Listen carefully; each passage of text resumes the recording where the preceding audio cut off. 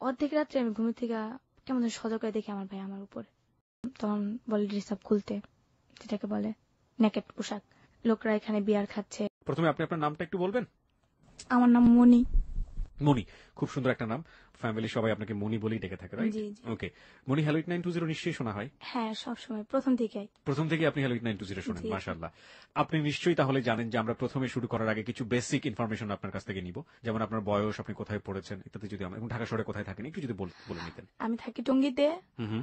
আমার বয়স হচ্ছে 17 বছর চলতেছে। 17 বছর চলছে। হ্যাঁ, ওকে, আমি পড়াশোনা করছি টঙ্গীতেই। ঠিক আছে। তো আজকে আপনি আপনার জীবনের গল্প বলতে এসেছেন, কোথা থেকে আপনি শুরু করতে চান? প্রথম থেকে আমি আমার মায়ের কাহিনী থেকেই শুরু করি। জি প্লিজ, একেবারে রিল্যাক্স, ফ্রেন্ডদের কাছে যেভাবে বলে ঠিক সেইভাবে আরামসে বলুন, কোনো সমস্যা নেই, আমরা সবাই মিলে আপনার কথা শুনবো। প্রথমে আমার আম্মু একজন ক্লিনিকের একজন, আপনার বলতে পারেন ডাক্তার ছিল, নার্স। জি। তারপর আমার আম্মু আমার বাবার সাথে, যেটা ছোট থেকে বিয়ে হয়, তখন আমরা ছোট ভাই বোন, আমি তখন যেটাকে বলে গর্বে ছিলাম। তারপর আমার আব্বুর সাথে আমার আম্মুর কি নিয়ে আর কি একটা মেয়ের সাথে, যেটাকে বলে ফিজিক্যালি রিলেশন করতে গিয়া আমার আব্বু আমার আম্মুকে বিয়ে করে।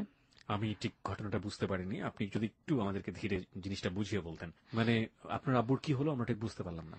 আর কি আমার আম্মুর সাথে আমার আব্বুর বিয়ে হয়। হওয়ার পর আমার আব্বু মাছ ধরতে গিয়া একটা মেয়ের সাথে ফিজিক্যালি রিলেশন হয়। মাছ ধরতে গিয়ে অন্য একটা মেয়ের সাথে আপনার আব্বুর শারীরিক সম্পর্ক হয়েছে। হ্যাঁ। হওয়ার পর গ্রামের লোকজন দেখে ফেলে, দেখার পর ওইখানে আর কি বিচার বসায়। বিচার বসার পর আমার আব্বু ওই মেয়েটাকে বিয়ে করে। বিয়ে করতে বাধ্য হয়? হ্যাঁ, বিয়ে করার পর আমার আম্মু তো এগুলো সহ্য করতে পারে না। তারপর দেখে যে ওই মেয়েটার সাথে আমার আব্বু বেশ একটা রিলেশন ভালো করতেছে, আমার আম্মুকে দেখতে পারে না। আমার ভাইয়া তখন হইছে, আমি তখন হয়তো পেটে, তো আমার আম্মুকে দেখতে পারে না। তো আমার দাদা কি করে, আমার আম্মুর নামে যত সম্পত্তি ছিল আমাদের ঢাকায় ওগুলো দিয়ে ফেলে আমার আম্মুকে। আচ্ছা আচ্ছা। তো দেওয়ার পর আমার বাবা ওইটা মাইনা নিতে পারে না, আর আমার আম্মু ওইটা মাইনা নিতে পারে না, ছোট মা যেটাকে বলে, উনি মাইনা নিতে পারে না। তো উনি আমার আম্মুকে যেটা বলে পরামর্শ দেয় কিছুটা। জি। পরামর্শ দেওয়ার পর আমার আব্বু কি করে, যে আমার দাদার উপর অনেক টর্চারিং করে। টর্চারিং করার পর আমার দাদা স্ট্রোক করে মারা যায়। মানে আপনার বাবার অত্যাচারে আপনার দাদা মারা গেল? হ্যাঁ, একটা স্ট্রোক করে। কিসের জন্য সম্পত্তি লিখে দিচ্ছে অন্য মেয়েকে, ওনার ছেলে থেকে। তো আমার আম্মুকে অনেকভাবে সই নেওয়ার চেষ্টা করে, কিন্তু আমার আম্মু দেয় না। আমার আম্মু চিন্তা করে যে আমার ছেলে আছে, আমার গর্ভে একটা আসতেছে, তো ওরও তো ভবিষ্যৎ আছে। না দেওয়ার কারণে আমার আম্মুকে ওনারা সাইরা দেওয়ার হুমকি দেয়। আমার আম্মুকে বিভিন্ন ভাবে টর্চারিং করে, ছেলে দেয়া, যেমন বাইরের কিছু লোক দিয়ে আমার আম্মুকে টর্চারিং করে। তো করার পর আমার আম্মু এক সময় দেখা যায় যে বাধ্যতামূলক আমার বাবার বাসায় ভাড়া থাকে। পরিচয় দেয় না যে ওনার হাজবেন্ড। আমার ভাইয়াও ডাকতে পারে না যে এটা আমার বাবা, ডাকলে আমার ভাইয়াকে বা মারধর করে আর কি। আমি ঠিক এই জায়গাটা একটু পরিষ্কার হতে চাই, সেটা হচ্ছে যে আগে যেখানে শ্বশুর বাড়ি ছিল ওই জায়গায় সে ভাড়া থাকা শুরু করলো? হ্যাঁ হ্যাঁ হ্যাঁ, কিন্তু মানুষে জানে তো যে ওনার ওয়াইফ। ভাড়া থাকা শুরু করলো ঠিক বুঝলাম না। আপনার আম্মা তো ওখান থেকে চলে গেলেও পারতো, সম্পত্তিগুলো তো কেউ নিতে পারতো না, কেন ভাড়া থাকলো? বাইরের দিক দিয়ে বিভিন্ন ভাবে আমার আম্মুকে টর্চারিং করা হয়, যেমন মানে একটা মেয়ের জন্য বাইরে গিয়ে থাকাটা অনেক বেশি টাফ ছিল। হ্যাঁ, কোনো লোকে ভাড়া দিতে চায় না, আর আমার আম্মুর এমন কোন ফ্যাসিলিটি নাই যে অন্য জায়গায় রুম ভাড়া নিবে।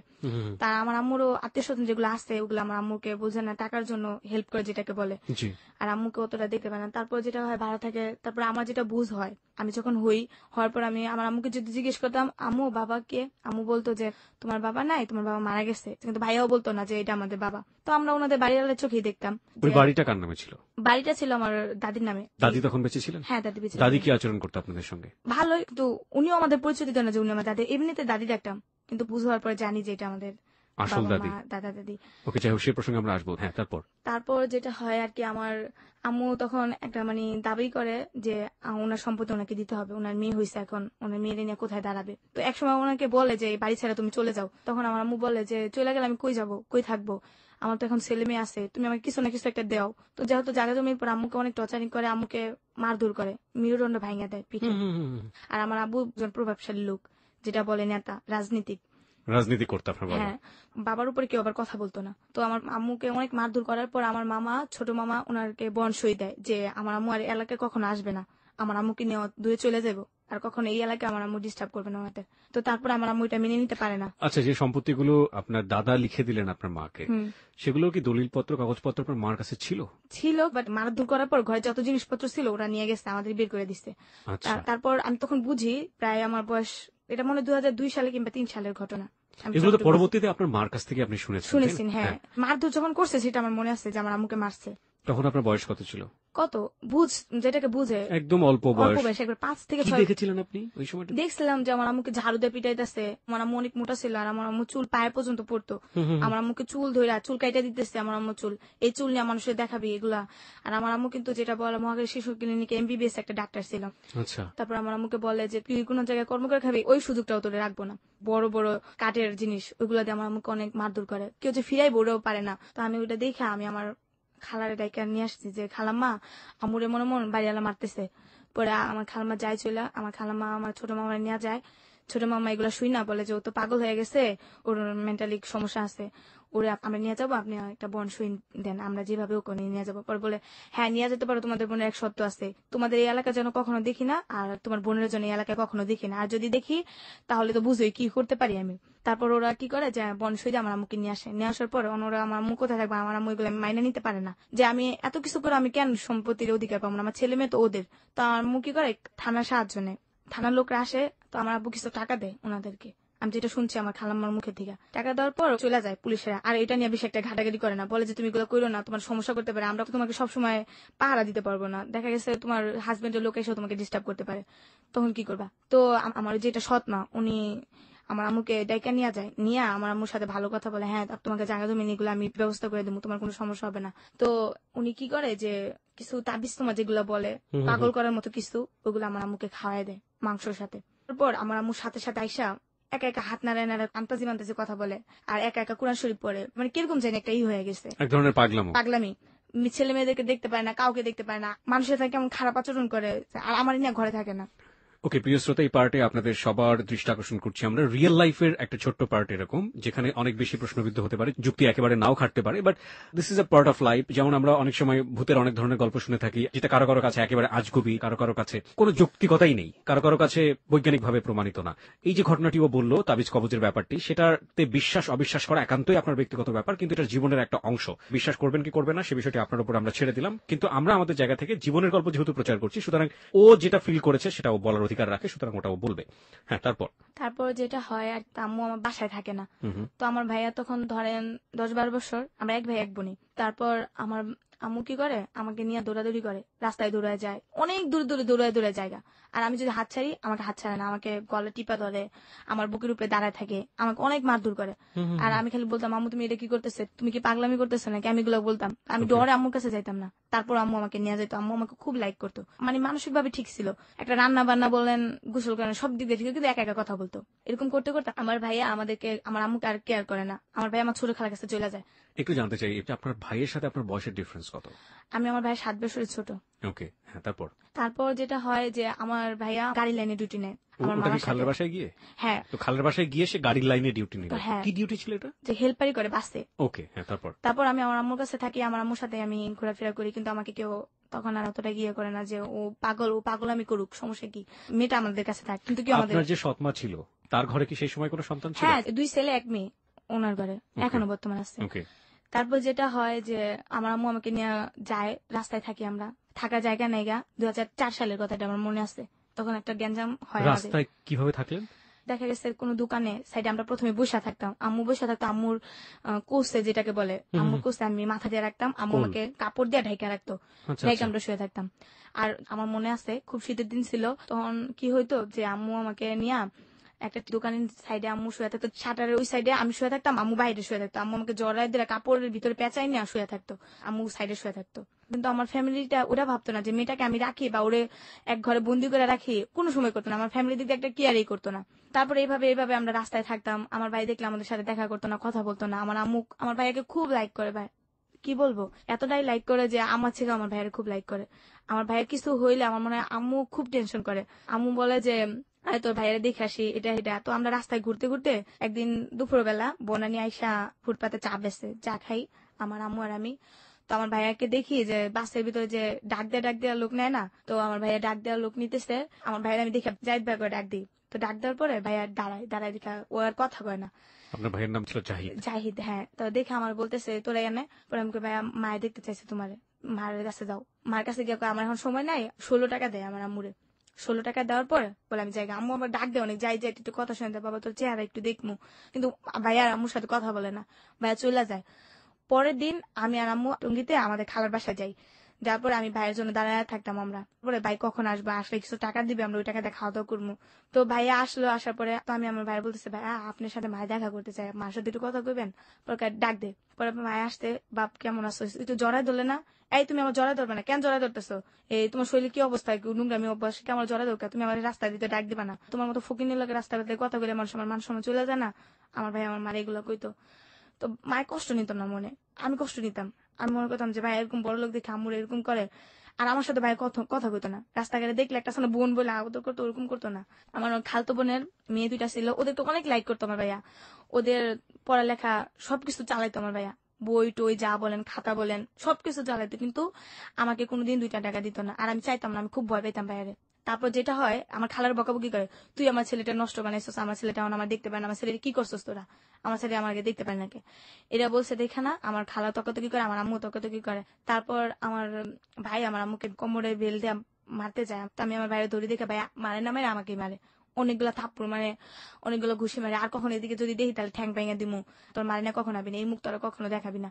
মা বলে ডাকতো না ওনাকে? আর না, কখনই আমার মারে মা বলে ডাকতো না। আমার মা ভিক্ষা করতো দেখে অবহেলা করতো। ও মানে ওই সময়টা তুমি ভিক্ষা করতেন? হ্যাঁ, আমরা তো খাইতে পারতাম না। তো আমার আম্মু আর আমি চাই খাইতাম, আমি চাইতাম, আম্মু দাঁড়ায় থাকতো। আপনার তখন বয়সটা কত, আপনার যদি মনে থাকে, মানে যে সময়টা আপনি লোকজনের কাছে চাইতেন, আপনার মা কি করতেন? বয়স কত সঠিক আমি বলতে পারি না, তখন 2005 সালের ঘটনা এটা। 2005 সালের ঘটনা, তার মানে খুব বেশি দূরে তো না।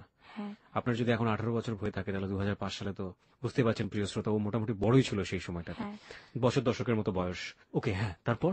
তারপর ভিক্ষা করতে গেলে সময় বাসা বাড়িতে যদি চাইতে যেতাম, তাহলে ওনারা বলতো, কাজ করে খাইতে পারো না, ভিক্ষা করো কেন? তোমার আম্মুর দেখতে সুস্থ সবলে মনে হয়, কিন্তু আম্মু হাঁটতে পারতো না, অনেক কষ্ট করে হাঁটতো। আমার এমবিবিএস ডক্টর, সে ভিক্ষা করছে? বিশ্বাস যদি অনেক জায়গায় আম্মু আমাকে নিয়ে গেছে হেল্প করার জন্য, ওনার অনেক পরিচিত লোক ছিল। দেখা গেছে যে আপনার মতিঝিল টিএনটি কলোনি আছে না, ফকিরাপুল, হ্যাঁ হ্যাঁ। ওইখানে একটা আমার মামা ছিল। তো আমার মামা একটা সরকারি জব করে, উনি ওই কোয়ার্টার পাইছে। আমার আম্মু কিন্তু তখনও ব্রেন ভালো। আম্মু আমাকে নিয়ে যায়, নিয়ে যাওয়ার পর তো ওইখানে কলোনিতে আমাদের ঢুকায়। ঢোকার পর আমার মাম্মি যেটা, উনি আমাদের এই অবস্থা দেখা উনি আমাদেরকে ঘরে নেয় না। উনি বলে তুমি নিচে বসো, এই সিঁড়িতে থাকবা, আমি খাওয়া দাওয়া যা যা লাগে ব্যবস্থা করবো। কিন্তু তখন আমাদের হেল্প করে না। আপনার মার একটা মানসিক বিকলাঙ্গ অবস্থা তৈরি হয়েছিল সেই হ্যাঁ। সময়টাতে, আসলে উনি এমবিবিএস থাকলেও ওনার কিছু করার নেই, হ্যাঁ কারণ উনি তো মানসিকভাবে অপ্রকৃতস্থ। হ্যাঁ হ্যাঁ। প্রিয় শ্রোতা, আপনাদের সবার দৃষ্টি আকর্ষণ করছি, আজকে মণি আছে আমাদের সঙ্গে। মণি তার জীবনের গল্প নিয়ে এসছে এখানে, এবং মনির জীবনের গল্প কোথায় গিয়ে দাঁড়াবে আমরা কেউ জানি না। আমরা শুধু বলতে চাই, প্রত্যেকটি জীবনের গল্পই আমাদের কাছে অসম্ভব রকমের মূল্যবান, এক একটি রত্ন হচ্ছে এক একটি জীবনের গল্প।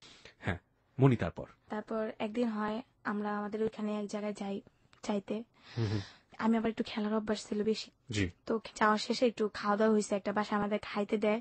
ওই দিনকে আবার ওনার বিয়ে বাড়ির অনুষ্ঠান ছিল। খাওয়ার পরে ক্লান্ত হয়ে যায় আমার আম্মু। তো আমার আম্মু এক গাছের নিচে বসে থাকে, আমি একটা মেয়ের সাথে খেলতেছিলাম। মেয়েটা বলে, তোমরা কি করো? আমরা বলি, আমরা চা খাই। তোমাদের এখানে বাড়ি আছে? আমি বলি, হ্যাঁ আমাদের এখানে বাড়ি আছে। আমার আম্মু ফুলের ব্যবসা করে, আমার আম্মু ফুলও বেচে খায়ও। আমি আবার একটু মিথ্যে কথা বলি। তো ওরা অনেক বড় লোক দেখতাম, তো এর জন্য এসব কথা বলতাম। ও বলে, আমি ফুল কিনে দিব আমারে কয়টা, আমি তোমার টাকা দিব। আমি ফুল তো নাই, তুমি আমাদের বাসায় যাবা, গেলে আমি তোমার ফুল এনে দিব, সমস্যা নেই, এটা বলি। মেয়েটা আবার ওর আম্মুর কাছে গিয়ে বলে, আম্মু আমি ওদের কাছে যাই, ওনারা ফুল দিব। তো ওর আম্মু আবার ওটা নেগেটিভ ভাবে নেয়। নেওয়ার পর ওর আম্মু বলে কে যে, ও ফুল নিতে যাবো না, এগুলো বাচ্চা চুরি করার কথা বলতেছে, নিশ্চয় ওরা বাচ্চা চোর। এটা বললা আমার আম্মুকে নিয়ে ধরে নিয়ে যায়। আমার আম্মুকে ধইরা আমার আম্মুকে অনেক টর্চারিং করে ভাইয়া, এতটাই টর্চারিং করে, আমার আম্মুর গায়ে হাত তুলে 2টা লাঠি দেওয়া, ওরা পিটায়। আমার আম্মু এমনি তো অসুস্থ, আরো পিটায় আমার আম্মুরে। আর আমাকে বলে, স্বীকার কর তোরা বাচ্চা চুরি করস, স্বীকার কর। যতই বলতেছি যে না আমার আম্মু বাচ্চা চুরি করে না, কিন্তু কেউ বিশ্বাস করে না। পরে স্বীকার কর, তাহলে তোরা আম্মুরে মারবো না। তারপর আমি বাধ্যতামূলক স্বীকার করি, হ্যাঁ আমার আম্মু বাচ্চা চুরি করে, আমি এরকম এরকম মেয়ে নিয়ে যায়, আমার আম্মু চুরি করে, এগুলো আমি বলি। দেখতেছি যে আমার আম্মুর মারতেছে, তা আমার আর করার কিছু উপায় না। আম্মু আমার বলতেছে, মিথ্যা কথা বলতেছে না, সত্য কথা বলো, ওনারা আমার কি মারধর করবো। তারপর ওরা আমার আম্মুকে মারধর করে, বলে যে ও বাচ্চা মানুষ বলছে এটাই সত্য। তারপর উত্তরা থানাতে কয়েকজন পুলিশ আসে, আসার পর আমার আম্মুকে আর আমাকে ধরে নিয়ে আসে। একদিন থানায় থাকি, সকালবেলা যাই, বিকেলবেলা আমাদেরকে মিরপুর, যেটা বলে ফকিরখানা, ওইখানে ট্রান্সফার করা হয়। তখনও কিন্তু আমার আম্মু আমাকে গায়ে তুলে না, আম্মুকে বলে, এটা তুমি কেন বললা যে আমরা বাচ্চা চুরি? মা তোমার তো মারতেছে, আমি তো সহ্য করতে পারতেছি না। তো আম্মু আর আমাকে কিছু বলে না। তো ওইখানে আবার পড়ালেখার সুযোগ আছে ভাইয়া। তো প্রথমে আমাকে একটা পড়ার যেখানে এখানে ভর্তি করে দেয় একটা রেশমা আপা, ওনার কথা না বললেই হয় না, উনি আমাকে পড়াশোনার দিক দিয়ে অনেকটা হেল্প করে ওই সময় ফকিরখানাতে। হ্যাঁ, তো এখানে আমাকে পড়াশোনার মধ্যে প্রথমে আমাকে আট করালো কিছু। তো আট করার পরে প্রথমে ওইখানে আমি ফার্স্ট হয়ে যাই। ওখানে থাকি প্রায় 2 মাসের মতো। আচ্ছা। ফার্স্ট হওয়ার পরে ওনারা আমাকে চিন্তা করলো যে আমাদের পুবাইলে একটা ফকিরখানা আছে, ওইখানে ট্রান্সফার করে দিবে আমার মা মেয়ে দুজনে। তো এখানে আমাদের ট্রান্সফার করে দেয়।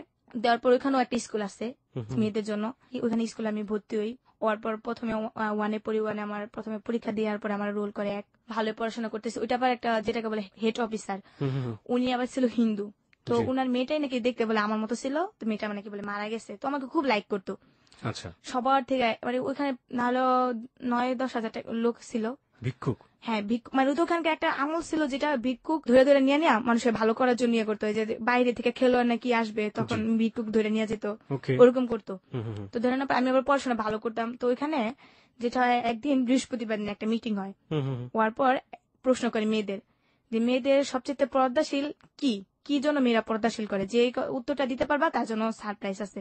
তখন প্রথমে বললাম যে মেয়েদের সবচেয়ে পর্দাশীল হচ্ছে মেয়েদের মাথায় কাপড় দেওয়া, আর একটা ছেলের সামনে যাওয়া না, যে একটা নিজের একটা যেটা ওয়েট, মাথায় কাপড় দেওয়া, চলাফেরা সবসময় ভদ্রভাবে নম্রভাবে থাকা। তো এই কথাটা বলার পরে স্যার এটা গুরুত্ব সহকারে নেই। তখন আমাকে একটা পুরস্কার দেয়, যেটা সাবান। অতি ফার্স্ট আমার পুরস্কার সাবান, একটা সাবান পাই বিদেশি।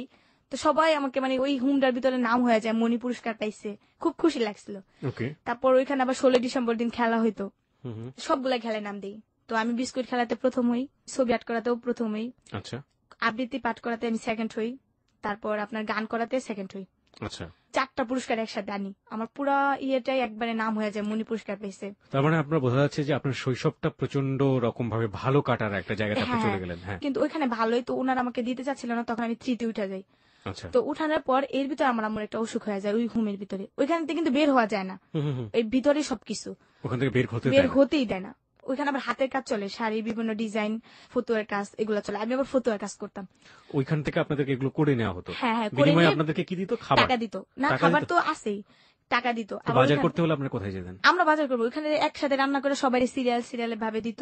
আচ্ছা, টাকাগুলো কি করতেন আপনারা? আর আমরা যে টাকা, ওই টাকা হাতে রেখে দিতাম। তারপর দেখা যাচ্ছে একটা দোকান আসছে আপনার, ওখান থেকে কি কেউ ভালো হয়ে তাকে ছেড়ে দিত পরবর্তীতে? ভালো তো হইতেই দিত না। যেমন আপনাকে ধরে নিয়ে গেছে, তো আপনার একজন আত্মীয় স্বজনের মাধ্যমে আপনাকে আসতে হবে ওইখান থেকে।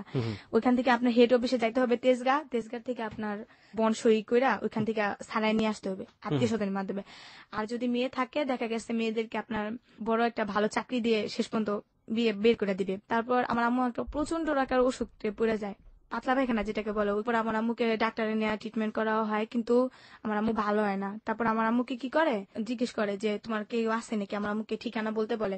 আমি বলি আমার আম্মু ততটা ইয়ে নেই, আমার চট্টগ্রাম আছে, আমি বলছি টঙ্গী, যেটাকে একটা ঠিকানা আছে নিরসপাড়া বললাম। বলার পর উনি ওই ঠিকানা অনুযায়ী আমার খালাম্মার বাসায় গেল।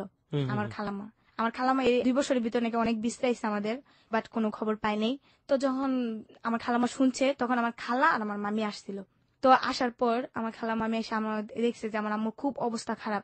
ও এর ভিতরে যেটা হয়, আমার আম্মু একদিন ড্যানিস খাইতে চায়। ড্যানিস খাবার একটা জিনিস, ওকে, হোয়াটএভার ইট ইজ, একটা এক ধরনের ফুড। হ্যাঁ, ওটা খাইতে চায়। তখন আমার কাছে টাকা নেই, আমার আম্মুর খাবার দেখে আমার খুব কান্নাকাটি লাগতেছিল যে আমার আম্মু খাইতে চাইছে, বাঁচবো না মরবো কোনো ঠিক ঠিকানা নেই। তো আমার আম্মুকে চিরা পানির উপরে রাখতো, মানে এর বেশি কিছু খাইতে পারতো না। তো আমি কি করি, তখন আমি হাতে কাজ করি, হাতে কাজ করার পর এক ধরনের মিশিং এর কাজ ওইখানে আছে, মিশিং এর নতুনই আমি কাজ করি। তো ওই দিন 2টা পিস করার পর আমার হাতে নিডেল ঢুকে যায়। নিডেল ঢুকার পর ওই হাতে আমার অনেক জখম হয়, মানে এতটাই রক্ত হয় যেটা বলার বাইরে। তো ওইখান থেকে আমি প্রায় 200 টাকা পাই। 200 টাকা পাওয়ার পর ওই টাকা দিয়ে আমার আম্মু জিনিস এগুলো কিনে আনি, কিছু ওষুধও কিনি। তা ওষুধ কি, যেমন বাইরে কিছু স্টাফ আছে, স্টাফদেরকে বললে উনি বাইরে থেকে জিনিস আইনা দেয়। তো স্টাফদের কিছু ঘুষ দিতে হয়। তো স্টাফদের বলছি, বলার পর স্টাফরা অনেক কিছু আনছে। আনার পর আমার খালা মামি ওরা দেখতে আসলো। তো আসার পর আমার মামিরে দেখে তো আমি খুব মানে হয়ে গেছে, আমার একটা আত্মীয় স্বজন আসছে। তো ওরা বললো যে আপনাদের বোন নিলে নিতে পারেন, কিন্তু মেয়েকে আমরা দিব না। তো বললো কেন, মেয়েটা অনেক ভালো স্টুডেন্ট, এই মেয়েটার ভবিষ্যৎ আমরা নষ্ট হতে দিব না। কারণ আপনার যেটা শুনছি, ওর বাপ মা কেউ নাই, মা থেকেও নাই, মা একজন অসুস্থ, জানি না কি করবে মেয়েটার বয়সে। তো আমরা চাই ওকে দিব না, ওকে আমরা ভালো কোনো জবে দিয়ে দিব, আমরা মেয়েটাকে দিতে পারবো না। তো আমার আম্মু বলে আমার মেয়ের স্যার আমি কখনো চাবো না, আমার মেয়ে বাঁচতে হলে মা মেয়ে একসাথে বাঁচবো, আর মরতে হলে আমরা মা মেয়ে 2জনই মরবো। আমাকে ছাড়া তো আমার মামাকে বাঁচানো সম্ভব না, একমাত্র আমি আমার আম্মুকে দেখি। তো আমার খালারা বললো যে না দেখেন স্যার, ওনার তো শেষ সম্বল ওনার মেয়েটাই, তো একটা যে কোনো একটা ইয়ে করেন। তো স্যারের আমাকে দিতে চায়নি, কারণ ভালো একটা স্টুডেন্ট, স্যারেদের একটা খুব ভালো একটা ইয়ে হয়ে গেছে। এই যে ফকিরখানার বর্ণনাটা আপনি দিচ্ছেন, এই ফকিরখানাটা কোথায়? এটা পুবাইল চৌধুরী পাড়া। পুবাইল চৌধুরী পাড়াতে এটা একটা ফকিরখানা? হ্যাঁ। এটা কি সরকারি? হ্যাঁ, সরকারি। ওকে। তারপর যেটা হয়, পরে আমার আম্মুকে, তারপর ওরা তেজগাঁ যায়। এই ফকিরখানার নামটা কি আপনার মনে আছে? আমি ফকির হ্যাঁ নামই চৌধুরীপাড়া ফকিরখানা, হ্যাঁ চৌধুরীপাড়া ফকিরখানা। ফকিরখানা, হ্যাঁ। ওকে। তারপর আমার আম্মু আর আমাকে নিয়ে আসে ওইখান থেকে, একটা ট্যাক্সি কাপ ওরাই ভাড়া করে দেয়। তারপর ওরা বলে, দেখেন মেয়েটার ভবিষ্যৎ নষ্ট হইতে দিয়েন না, যদি কোনো সমস্যা পড়েন আপনারা আমাকে জানাবেন, আমরা মেয়েটার যা কিছু করার করবো, তারপর জি। মেয়েটার ভবিষ্যৎ নষ্ট হইতে দিয়েন না। তারপর যেটা হয়, রোজার মাস আমার আর আমার আম্মুকে ট্যাক্সি কাপ করে আমাদের নিউজ পেপারে আনে, তো রাখবে কোথায় আমাদের? খালা একজন আপনার ছেলে নিয়ে থাকে, আমার ভাইয়াও থাকে, 2 ছেলে নিয়ে ধরতে গেলে থাকে, তো ওইখানে আমাদের উঠালো। আমার আম্মু তো প্রায় বিছনায় পড়া, তো আমার আম্মুকে মানে বাঁচার কোনো কায়দাই নেই আমার আম্মুর। ওই যে একটা কেন অসুখী পড়ে গেল আম্মু। আর আমার আম্মু তো সবসময় বড় লোকে তো বলতেই পারেন যে ভালো পরিবেশে থাকা অভ্যাস, এগুলো আর কেউ ওনার সহ্য হয়ে সহ্য নেই। হচ্ছে না। তারপর একটা মানে এতটাই অসুস্থ হয়ে গেছে যা বলার বাইরে। তারপর আমার আম্মুকে চিকিৎসা করানো হয়নি, আম্মুকে ভালো করে গোসল টোসল করায় ভালো কিছু খাবার দাবার করাইতে দিল, আমি আমার আম্মুর সেবা যত্ন করতাম। তো রোজার মাসে যেই শুনছে আমরা আসতে, আমার ভাই আর আসেনি আমাদের দেখতে, আমার ভাই চলে গেছে। বুঝি নাই। কোথায় আসলো আপনার ভাই? মানে আমাদের তো নিয়ে আসলো, আমার ভাইয়া গাড়িতে ছিল। থাকার পর আমার খালাম্মাতে শুনছে, খালাম্মার বাসায় গেছে। কোথায় নিয়ে গেল আপনাদেরকে? আমাদের নিয়ে গেছে আমার ছোট খালার বাসায়। Okay. আর ওইখানে আসতে আমার মেজু খালার বাসায় গিয়া বললো যে তোর আম্মু আসছে, তুই তোর আম্মুকে দেখতে আপনার যা। ভাই থাকতো মেজো খালার বাসায়, আপনারা গেছেন ছোট খালার বাসায়, রাইট? ছোট খালার বাসায় থাকতো আমার ভাইয়া। তো আচ্ছা। আমার ভাইয়া গাড়ি চালাইতে গেছে, ওকে। তো ওই দিনকে নামছে গাড়ি থেকে। আমার পর সরাসরি আমার মেজু খালার বাসায় গেছে। আচ্ছা। মেজু খালার বাসায় যাওয়ার পর মেজু খালা বললো যে এমন এমন তোর মা আসতে, এমন এমন আমরা এমন জায়গা থেকে আসছি। তারপর এই কথা শুই না, ও আর আমাদের দেখতে আসেনি, ও ওই দিক দিয়ে চলে গেছে। চলে যাওয়ার পর আমরা হয়তো বাইরে দেখবো, আমার আম্মু কত আশা বাইরে দেখবে, তো ভাই আর আসেনি। তো আমরাই বসে আছি, আসে না খবর নেই, 2-3 দিন চলে যায় আর আসে না। খালামাও আমাদের অতটা কেয়ার করে না, খালামা ছোট খালা করে তো করে না, মানে কিরকম হেলা হেলা করে। হ্যাঁ এরকম করতে পারছি না। আমার মা আবার এক কথা সহ্য হয় না, আমার আম্মু খুব একটা ধরতে পারে রাগী লোক, অনেক রাগী, খুব জিদি। ওনার একটা কথা বলে ওনার সহ্য হয় না। তো ওনার কথা যে সারা জীবন কামাই করে তোদের খাওয়াইছে, এই বিপদের সময় তোরা যদি আমার না দেখো আমি কোথায় যাব? তারপর আমার আম্মুকে অতটা ইয়ে করে না, তো আমার আম্মু কি করে, ঝগড়া করে ওদের সাথে, সুস্থ হয়ে যায়। সুস্থ হওয়ার পর বের হয়ে আসে, তারপর আবার আমরা এই যে রাস্তায় থাকা শুরু হয়ে যায়। রাস্তায় থাকি, আম্মুর সাথে বিক্রি করি, এখানে ওখানে থাকি। আপনাদেরকে কি তাহলে ওই ফকিরখানা থেকে বেরই করে দিল? হ্যাঁ। আপনাদেরকে এক পর্যায়ে ফকিরখানা থেকে বের করতে চাচ্ছিল না, হুম। আবার আম্মার অসুখের কারণে আপনাকে শেষ পর্যন্ত আপনাদেরকে খালার বাসায় দিয়ে আসলো। আচ্ছা, তারপরে আপনার যেটা হলো যে ওইখানে আপনার আম্মু ঝগড়া করলো, ঝগড়া করার পরে হলো না, ওখানেও এক ধরনের টানাপোড়েনের লাইফ, এবং শেষ পর্যন্ত আবার সেই ভিক্ষার জীবনে ফিরে গেলেন। হ্যাঁ। তারপর যখন বিক্রি করতাম, যেটা হয় আম্মু বিক্রি করতাম, আমার খুব শরম লাগতো। টুঙ্গি বাজার, আমরা নিচে থাকি। তবে যেসব লোকরা দেখছে ওদের সাথে ইচ্ছে করলে আপনি ফোনে যোগাযোগ করতে পারেন, সমস্যা নেই। তারপর আম্মু থাকতো, আম্মুর সাথে চাইতাম। তো আবার রাত হলে, দিন হলে আম্মু চাইতো, আম্মুর সাথে চাইতাম। আম্মু ঘুমাইতো দিনে। কিভাবে চাইতেন আপনারা? কিভাবে চাইতাম যে কিছু সাহায্য করবেন, আম্মু আবার আমাকে শিখাই দিতে হবে আমাদের কিছু সাহায্য করবেন। তো উনি বলতো কি সাহায্য করব? হ্যাঁ আমরা অভাবে পড়ে আসছি, এরকম এরকম। এক ধরনের মিথ্যা কথাও তো অনেক সময় ভিক্ষা করতে গিয়ে বলতে হয়। আমার আম্মু বাট মিথ্যা কথা বলতো না, অনেকে আছে না যে জিজ্ঞেস করতো। তো এক পদে আমাদের টঙ্গীর মেয়র আজমতুল্লাহ, উনি একদিনকে আমাদেরকে ভিক্ষা দেখে আমার আম্মুকে চিনে ফেলে। আম্মুকে দেখা সিকিউরিটি দিয়ে ঢাকায় নিয়ে যায়। আম্মুকে দেখা বলে তুমি এই জায়গায় কেমনে আসলা, এভাবে কেন, এরকম কেন তুমি? তো উনি দেখে আম্মু এগুলা বলে, আম্মু আবার এক পর্যায়ে তুই তুই করে বলে, দেখতেছিস না তোদের কারণে আমাদের এখানে, মানে আম্মু এক পর্যায়ে ওদের কেমন জানি, আমি চিন্তা করতেছি একটা মেয়র যেটাকে বলে চেয়ারম্যান, উনি আম্মুর সাথে এইভাবে কথা বলতেছে, আম্মু এইভাবে কথা বলতেছে, একটা অবাকের বিষয় না? তারপর দেখলাম একসময় আম্মুকে বলার পর আম্মুকে বলে হ্যাঁ তোদেরকে আমি হেল্প করবো কিছু টাকা দেবো। তখন আমাদের কি করে 500 টাকা দেয়। তারপর বলে অমুক দিন আসবি, তোদেরকে আমি একটা রুম নিয়ে দেবো, তোদেরকে হেল্প করবো। তারপর যেটা হয়, একদিন বৃষ্টির সময়, খুব বৃষ্টি, মানে এতটাই বৃষ্টি, আমি আর আম্মু বসে থাকি। বৃষ্টির সময় থাকতেন কই আপনারা যখন ভিক্ষাটা করতেন? সারাদিন আমরা জায়গায় জায়গায় গিয়ে বিক্রি করতাম, উত্তরা, নিউজপাড়া, টঙ্গী, এগুলাতে বিক্রি করতাম। বেশিরভাগই উত্তরা যেতাম, কারণ উত্তরা আমি না টঙ্গীতে করতাম না, কারণ আমার কিছু বান্ধবী ছিল যেটা নিউজপাড়া। আমার আম্মুর সাথে চাইতে সময় আমার খালামার বাসায় যখন যাইতাম না, তখন আমার বান্ধবীগুলো আমি দেখতাম না, ওরা যখন মার্কেট করতে আসতো না, রাতে আমার দেখতাম আমি ভিক্ষা করতেছি না, দেখলে না ওরা আমাকে পরে শরম দিত, তুই ভিক্ষা করস, তোদের সাথে আমি কথা কমু না, তোদের সাথে দেখতে আমার মানে আমাকে শরম দিত এক পর্যায়ে, আমি খুব শরম পেতাম। এই জন্য আম্মুরে নিয়ে আমি দূরে দূরে যেতাম, দূরে দূরে বিক্রি করতাম আমরা, কিন্তু কাছে করতাম না। তারপর রাত্রে শুয়ে থাকতাম আম্মুরে নিয়ে। তো এক সময় দেখা কোথায় যায় শুয়ে থাকতেন? টঙ্গী বাজার। বাজারের মধ্যেই? হ্যাঁ বাজারের মধ্যে শুয়ে থাকতাম। সমস্যা হতো না কোনো? আসলে একটা যুবতী মেয়ে, যুবতীও না, একটা ছোট মেয়ে বলতে পারেন, তখন আমি সাবালিকা হইনি যেটাকে বলে। দেখা গেছে একসময় শুয়ে থাকতাম, একদিন যেটা হয়েছে, তখন আমের সিজন, তখন আমরা চাইতে গিয়ে প্রায় অনেক আম পাইছি, আমাদেরকে অনেক আম দিছে। তো আমরে বলতেছি এই আমগুলো পুচা যাবো গা, কি করবো? তো অফিসে গার্মেন্টস লোক আসছে না, তা আম্মুর আমি বলতেছি, আম্মু এই আমগুলো আমরা এক কাজ করতে পারি যে আমি বিক্রি করি, কিছু টাকা হইলেও কিন্তু আমরা খাইতে পারবো দুপুরে। কয় কি করবা? আমি তুমি তো রাত্রে ঘুমাও না, তুমি এখানে শুয়ে থাকো, আমি তোমার এখানে বসে বসে আম বিক্রি করি। তা আম্মু আবার আমাকে খুব কেয়ার করতো, মানে কোথাও যাইতে দিত না, মানে যাইতেই হলে না আম্মুর পারমিশন নিত আর আম্মুর সাথে যেত। জি। বলতো যে পোলাপান ভালো, আম্মু আমাকে অনেক বুঝাইতো। আর আমার আম্মু কি করতো জানেন, আমরা যে লাইব্রেরি গুলাতে ভিক্ষা করতে চাইতাম না, লাইব্রেরি দোকানটা না আমার আম্মু চায় নিত, আমাকে একটা বই দিবেন, আদর্শ লিপির বই, আমাকে একটা কলম দিবেন, আমার মেয়েটাকে আমি পড়াবো। আর আরবি দোকানে যাও বলতো যে আমাদের একটা কায়দা দিবেন, আমার মেয়েটা আমি পড়াবো। তো আমার আম্মু আমাকে, যখন রাত্রে আমরা অনেকটা সময় দোকান বন্ধ হয়ে যায় না, তখন আমার আম্মুকে দেখে দেখে আমাকে পড়াইতো, আমিও পড়াশোনায় মনোযোগ দিতাম, আম্মু পড়াইতো আমিও পড়তাম, আম্মু হাতে লেখা শিখাইতো। সারাদিন ভিক্ষা করতেন আর আর রাতের বেলায় রাত্রে চাওয়া বইগুলো নিয়ে আপনাকে পড়ানো হতো। পড়াইতো। তো আমার আম্মু বলতেছে, তুমি আম্মু ব্যস্ত, তুমি এই পড়াগুলো মুখস্থ করো, আমি একটু ঘুমাই, রাত্রে আবার ঘুমাইতে হয়। তো আমি আম্মু শুয়ে আসতে আমি আম বিক্রি করতেছি, তো এক গার্মেন্টস এর লোকরা আবার কিনতাম, তখন আমি দাম বেশি ছিল, গার্মেন্টস এর লোক দেখা যাচ্ছে 10 টাকা 20 টাকা দিয়ে কিনে নিত, তো আমাদের 50 টাকা এই 100 আমগুলো টাকা পেয়েছিলেন কিভাবে? এগুলো বিক্রি করা? চাইতাম, আম্মু আমার আরো আমার দিতে দোকানে গেলাম। গিয়ে চাইতেন? হ্যাঁ, আরো দুই দোকানে চাইলে না আবার ওরা দিত, দিলে দেখা গেছে অনেকগুলো আম দিত, যেগুলো খাইতাম তো খাইতাম, আর যেগুলো থাকতো ভালো ভালো ওগুলো বিক্রি করতাম। আচ্ছা। বিক্রি করা, তারপর যেটা হইতো যে ওরা এগুলা কিনা আমাদের প্রায় প্রতিদিন না হলেও 60 টাকা 70 টাকা এরকম হইতো।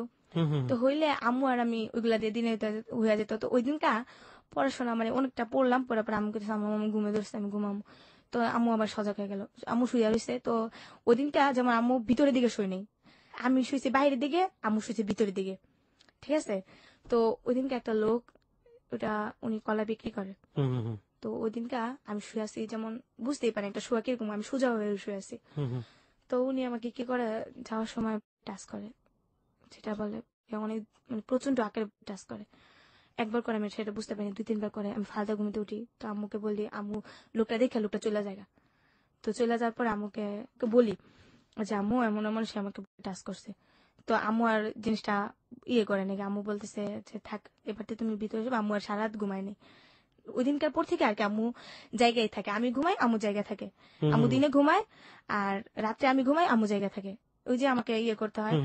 তো এরকম প্রায় অনেকদিন যায়। আর আমার আম্মু একটা কি জানেন, দেখা গেছে আমরা শুয়ে থাকলে, মানে যে একটা চকিতে মানুষের যে জিনিস বিক্রি করে না, ওই জায়গায় শুয়ে থাকলে আম্মু ওইখানে কেউ বসতে দিত না, অনেক ছেলেরা আসলে বসা আমাদের দেখা গেছে গায়ে টাচ করে, এগুলো আম্মু বসতে দিত না। ওই জায়গায় আম্মু বসে থাকতো, অন্য কেউ বসতে দিত না, আমি আর আমার আম্মু শুয়ে থাকতাম।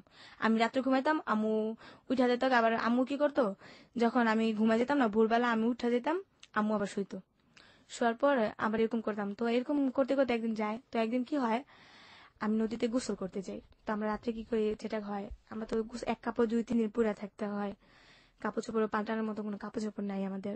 ও এর ভিতরে একটা ঈদ আইসা পড়ে, তো আমার ঈদের ভিতরে কেউ কাপড় চোপড় দেয় না, অনেক তো আম্মু বলে যে আমার তো আর এরকম সামর্থ্য নাই তোমার কাপড় দেবো, চলো আমরা কাপড়ের দোকান থেকে কিছু চাই, আর তোমার তো ঈদটা করাইতে হইব, দেখি তোমার কোনো কাপড় চোপড় ব্যবস্থা করতে পারিনি। আমি আচ্ছা, পরে আমি কামতাছি, আমার কাপড় চোপড় চামড়াই হয়ে গেছে, আমি কাপড় চোপড় পাইনি, সবাই পরবো আমি পরবো না, আমি আমার কাপড় চোপড় দিতে হইব, তুমি বাইরের কাছে যাও গিয়া কম আমার কাপড় চোপড় দিতে, কিন্তু কেউ আমার অতটা হেল্প করতো না। তারপর যেটা হয়, আমি মার্কেটে আমরা চাইতাম, মার্কেটে আমার থেকে ওইখান থেকে ড্রেস আপ দিত, এক সেট ড্রেস আপ দিলে, তো ড্রেস আপ পিন্ধা যাইতাম। ঈদের দিন আমার খুব ভালো লাগতো ঈদের দিন, কিন্তু আমাকে বকশিস কেউ দিত না, যে সালামি যেটা ওটা কেউ দিত না, আমার আম্মুকে সালাম করতাম।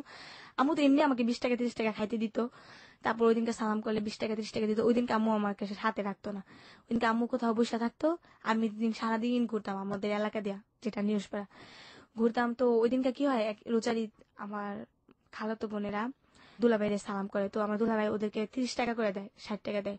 তো ওরা বলে আব্বু আমি যাই। তো এই জিনিসটা দেখে আমার খুব কষ্ট হয়, যে আজকে আমার বাবা থাকলে হয়তো ওইভাবে বলতে পারতাম তখনও কি আপনি জানেন যে আপনার বাবা উনি? না, আমার আম্মু তখনও বললে আপনি জানেন আসলে না? যে আমার বাবা নাই, তখনও বলেনি আপনাকে যে আপনার না বাবা না, নাই? নাই। ওকে। আর আরেকটা জিনিস যেটা, সেটা হচ্ছে যে আপনার এলাকাতে তো সবাই মোটামুটি আপনার আত্মীয় স্বজন জানতো যে আপনারা ভিক্ষা করে হ্যাঁ, খান, সবাই জানে, এলাকা সবাই জানে যে আমরা সব বিক্রি এভরিবডি করি। জানে। হ্যাঁ, সবাই ওকে। জানে। তারপর যেটা হয় যে আমি এই ভিক্ষা করা ভাগ্নিগুলো আমাকে নিয়ে যায় না ঘুরতে, যে ওরা ভিক্ষা করে, ওরা দেখলে পরে আমাদের মান সম্মান নষ্ট সব হবে। সবাই দূর দূর করে তাড়িয়ে হ্যাঁ, দিত। ও আমার এটাও কি 2005 সালেরই ঘটনা? হ্যাঁ 2005 দিক দেয়। 2005-এ রয়েছে আমরা এখন হ্যাঁ, পর্যন্ত। হ্যাঁ। ওকে, হ্যাঁ, তারপর? তো এই জিনিসটা দেখে আমার খুব কষ্ট লাগে, যে আজকে যদি আমার বাবা থাকতো, তো আমার বাবাও আমার বলতো যে আম্মু নাও বকশিস, যাও ঘুরে আসো। তারপর আমি আমার বান্ধবীর সাথে, আমার কিছু বান্ধবী ছিল এমনিতে কথাবার্তা বলতাম, ওদের সাথে ঘুরতে মুড়তে যা, আবার রাত্রেবেলা আইসা বসছে আম্মুর কাছে, আইসা আবার আমরা রাস্তায় থাকি। দিনের বেলা আবার পোলাও মাংস যাই খাইছি, আমার খালামার বাসায় খাইছি, মামির বাসায় খাইছি, ওইখান থেকে আবার প্যাকেট করে দিছে, পলিথিন করে দিছে আমার আম্মুর লেগে লয়ে গেছি। তো আমার আম্মু আবার কি গরু মাংস খায় না, কারণ গরু মাংসের ভিতরে নাকি আম্মুর কি মিশাই দিছে, এরপর থেকে গরু মাংস আম্মু খায় না। তো আম্মু পোলাও একটু হলে খাইছে, খাওয়ার পর আর খায়নি, তো ওইগুলো আমি খাইছি। প্রায় একটু বড় হলাম, 2007 সালের ঘটনা। বউবাজার আমরা বিক্রি করতাম, তো একটা যেটা বলে খ্রিস্টান স্কুল, চায়নার কোরিয়ানের মেয়েরা আছে না, তো ওইখান থেকে ওই মেয়েরা যেমন একটা স্কুল দিছে, ওনাদেরকে গরিব দুঃখী মানুষদেরকে খাওয়ায় তেমন ওইখানে পড়ায়। তো ওইখান থেকে একটা লোক আমরা চাইতে গেছি, তো ওই লোকটা আমার আম্মুরে বলতেছে, তুমি কি করো, তুমি পড়াশোনা করো? আমি বলি না, আমি পড়াশোনা করি না। পরে বলতেছে, পড়াশোনা করো না? আমি বলি না। পরে আমার আম্মুকে বলতেছে, আপনি মেয়েকে পড়াশোনা করাবেন? তো আমার আম্মু বলতেছে, আমাদের গরিবের আর পড়াশোনা, খাইতেই পারি না আর পড়াশোনা। তো বলতেছে, আপনি মেয়েকে যদি পড়াশোনা করেন তবে আমি কিছু হেল্প করতে পারি। পরে বলতেছে কি হেল্প? পরে স্কুলটার কথা বললো, স্কুলটা আমাদের এলাকার ভিতরে, নিরসপাড়ার দিকে। তো আমরা বললাম হ্যাঁ, তো আমিও রাজি হইলাম। আম্মু প্রথমে রাজি হয়নি, যে পড়ালেখা করলে আমার চাইবো কে, খামু কেমনে, এগুলা বললো। তো তারপর আমি বললাম না, আমি পড়বো, আমার অনেক ইচ্ছা। যখন স্কুলে মেয়েরা যায় না ভাইয়া, তখন খালি মনে হয় যে আমি যদি পড়তে পারতাম, যদি খালি একটু পড়তে পারতাম, আমিও তো একটা মানে স্কুলে ব্যাগ নিয়ে যেতাম, স্কুলের পোশাক পরতাম, এগুলো খালি মনে হইতো আর কষ্ট লাগতো। তো আমি বলছি না, আমি পড়বো। তা আম্মু কয় আচ্ছা ঠিক আছে পড়, সমস্যা নেই। তো ওইখানে পড়তে যেতাম। প্রথমে আমাকে কি করলো, আমাকে বলছেন কোন পর্যন্ত পড়ছি, আমি বলছি ওই যে 3 পর্যন্ত পড়ছি। আমি ওখানে 4 এর আমাকে নিল, ইন্টারভিউ যেটাকে বলে 4 এর নিল। তো 4 এ আমি টিকে গেলাম। এটা কি খ্রিস্টান মিশনারি স্কুল? হ্যাঁ, কিন্তু ওইখানে ধর্ম বই আমাদের পড়ায় না, আমাদের মুসলমানের যে ধর্ম বইটা ওটা পড়ায় না, এছাড়া সব পড়ায়, বাট ইংলিশ যেগুলো আছে সবই পড়ায়। ওকে, এখানে আপনাকে কে দিল ভর্তি করে? একটা টিচার আর কি, ওখানকারই একজন হ্যাঁ টিচার? হ্যাঁ হ্যাঁ। ওকে, হ্যাঁ। তারপর ওনারা আর কি টুকাই ছেলেদেরকে নিয়ে, মেয়েদেরকে নিয়ে ওখানে পড়াশোনা করা আর কি। তো ওখানে আমাকে ইন্টারভিউ নেওয়া হয়, তো আমি টিকে গেলাম। নেওয়ার পর আমাকে 4 এ ভর্তি করানো হয়। জি। 4 এ ভর্তি করানো হওয়ার পর যাক ওখানে পড়াশোনা করি, ভালো একটা মানে সানডে ক্লাস হয় শুক্রবারে সানডে ক্লাস হওয়ার পর ওখানে রুটি দেয়, তারপরে নাচ শিখায়, এরকম অনেক কিছুই, জি। খুব একটা আনন্দই। তারপর যেটা হয়, ওখানে গোসল করতে গিয়ে ওখানে একটা কাজ হয়, যে ওখানে একটা পুষ্করণী আছে, ঠিক আছে ভাইয়া? তো আমি কি করতাম, সকালবেলা গোসল করতে গেলে তো একদিন যেটা হয়, মাছ ধরতে যেতাম। জি। আমরা কয়েকটা ফ্রেন্ড আছে, ওখানে গোসল করতে করতে একটা মেয়ের সাথে পরিচয়। আপনার মা তখন কোথায় থাকতো এই সময়টাতে? মায়ের চাইতো দিনের বেলা, তো আমাকে বলতো যে অমুক জায়গায় আয়সা পড়বো আমরা, অমুক জায়গায় গেছে টঙ্গি বাজার, আমরা রাত্রে আয়সা একসাথে থাকতাম। তো আম্মু বলতো, একসাথে কি বাইরেই থাকতেন? হ্যাঁ, আমার এর ভিতরে আবার আম্মু আমার রুম নেওয়ার অনেক চেষ্টা করছে। একটা রুম নিত বস্তির ভিতরে 700 টাকা, আর আম্মু দিতে পারতো না 700 টাকা। কি করতো, ওখানে 700, তখন 500-700 টাকা রুম ভাড়া ছিল, কিন্তু আম্মু দিতে পারতো না। তো তখন আম্মু কি করতো, বিক্রি করে যে চালগুলা পাইতো না, এই চালগুলো অনেকটা চাল দোকানে দোকানে, পিঠার দোকানে বিক্রি করতো। আচ্ছা। বিক্রি করে যা পাইতো 100-200 টাকা করে বেচতো। আবার দেখা গেছে যেই বাসায় আমরা ভাড়া নিতাম, ওই লোকটার কাছে আমরা চাল বিক্রি করতাম, মাস শেষে হিসাব করে আমাদের ভাড়া রেখে দিত। আবার কোনো বাসায় থাকতেও পারতাম না, আমাদের রুম সাইডে দিতে বলতো ভাড়া না দিতে পারলে। তো এখানে আমার একটা বান্ধবী, সারাদিন স্কুল করতেন এবং করে মার সাথে ওই বাজারে আশেপাশে কোথাও ঘুমাইতাম। বইগুলো আমাদের সাথে থাকতো, একটা ব্যাগ আছে বাজারের ব্যাগ, ওই ব্যাগের ভিতরে থাকতো। তারপর যেটা হয়, তারপর একদিন নদীতে মাছ ধরতে যাই ফ্রেন্ডরা মিলা।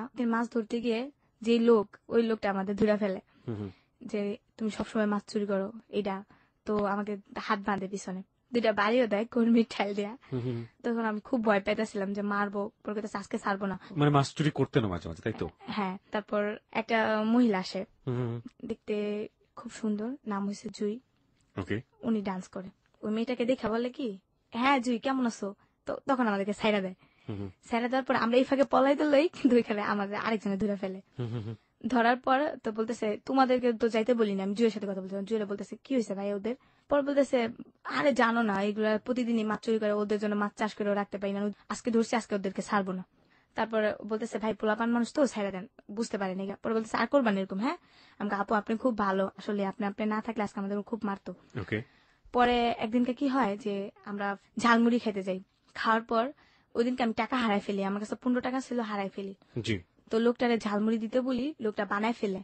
লোকটা বলে টাকা দেবো, আমি টাকা তো দেবো, টাকা যে আমি হারাই ফেলছি ওটার আমার মনে নেই। এখন তো লোকটা ঝালমুড়ি বানায় ফেলছে না, লোকটা ছাড়বে না, বলতেছে তোমাদের জন্য ঝালমুড়ি বানাইছি, এখন তুমি কি করবা, ঝালমুড়ি নাও আর টাকা দাও। আর আমরা টাকা দিই কই থেকে। তারপর ওই মেয়েটা দেখা বলতেছে, কি হয়েছে ভাই? পরে আমি বলতেছি, আপু আমি না টাকা হারাই ফেলছি, এই জন্য আর কি আমাদেরকে বকতেছে। পরে ওই লোকটা বললো কয় টাকা হয়েছে? বলছে 15 টাকা। উনি বলতেছে ওদের আরো 15 টাকা ঝালমুড়ি দাও, ওটা খায় যাক, আমি টাকা দিতেছি। আচ্ছা। তো আমি বললাম, আপনি আসলে আপু খুব ভালো, পরে দিল 29 টাকা। দেওয়ার পর ওনার সাথে ভালোই কথা বলতে বলতেছি, তখন উনি আমাকে ডাক দিলে ওনার যত কিছু লাগে আমি কিনাই না দেই। উনি সিগারেট খাইতো, উনি আমাকে টাকা দিত, আমি সিগারেট আইনা দিতাম। আচ্ছা। তো উনি আবার দোতলায় থাকতো, মেয়েদের মিললাম ওনার না হলেও 7টা 8টা মেয়ে থাকতো।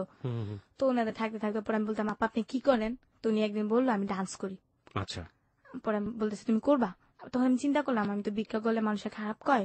তো ওনারে বলছি আপা আমি আমার আম্মুর সাথে এমন এমন থাকি, আমি ভিক্ষা করি। ও বলছে তুমি তো বড় হইতাছো, মানুষের স্মরণ দিবে তোমাকে, কেন ভিক্ষা করো? তুমি একটা কর্ম করে তো খাইতে পারো, তোমার আম্মুকে তো চালাইতে পারো। তখন আমি অনেক জায়গায় জব নেওয়ার চিন্তা ভাবনা করছি, বাট আমাকে চাকরি দেয় নাই বলে একেবারে পিচ্ছি নাকি আমি। ও তখন আমাকে মেয়েটা বললো যে তুমি কিছু করবা? আমাকে হ্যাঁ করবো, তুমি ডান্স করতে পারো? তো আমি দেখাইলাম, ও বললো চলবে, সমস্যা নেই। তো আমাকে নিয়ে গেল প্রথমে ওর এক ক্লাব, ক্যামেরাম্যান আলম ভাই, ওনার কাছে নিয়ে গেল। তো ওনার কাছে নিয়ে যাওয়ার পর উনি আমাকে দেখা বলতেছে ও তো একেবারে ছোট, আর কি কাজ করবে। এই জুইয়া ভাই আপনাকে নিয়ে হ্যাঁ, যাচ্ছে? তখন আমার ভালো ড্রেস আপও নেই। তো ওর একটা ড্রেস আপ আমাকে নিয়ে গেছে। ও কি করবে, ওর দেখতেই তো বাচ্চা বাচ্চা মনে হয়।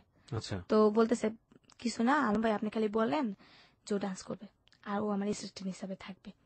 আমি তো সেটা জানি না, আমি জানি যে আমি ডান্স করবো, আমি কি একটা আনন্দের ভিতরে আছি, আমি ডান্স করবো। পরে এই কথা বলার পর ও বলে আচ্ছা ঠিক আছে চলবে, সমস্যা নেই। আলম ভাই এই বলতেছে জুইটা আসলে কে ছিল? ওই ডান্স করতো। সেটা ঠিক আছে, কিন্তু ডান্স যেহেতু করতে সেজন্য জিজ্ঞেস করেছি, জুইটা আসলে কে ছিল? আমরা কি তাকে চিনি?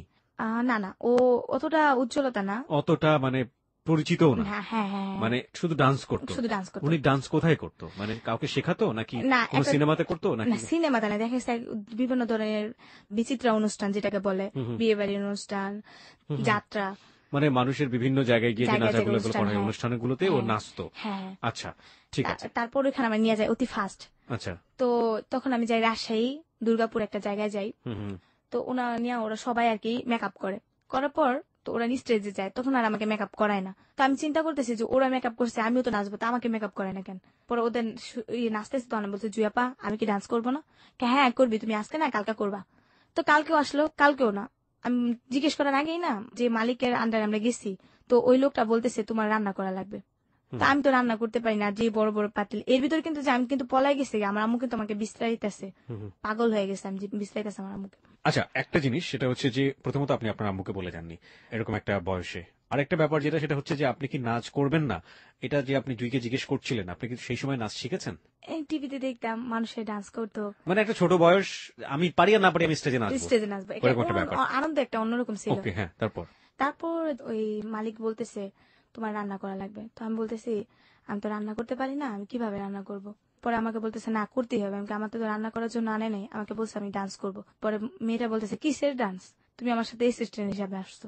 তো তখন আমি খুব কান্নাকাটি করি, যেহেতু অচেনা একটা মেয়ের সাথে আসছি, ভয় লাগতেছে কিভাবে কি করব। আমি রান্না করি। তো একটা মেয়ে ছিল লিপি নাম, উনি যাত্রাবাড়ি থাকে, উনি আমার গুরু, সবসময় ওনার আমি মানি। জি।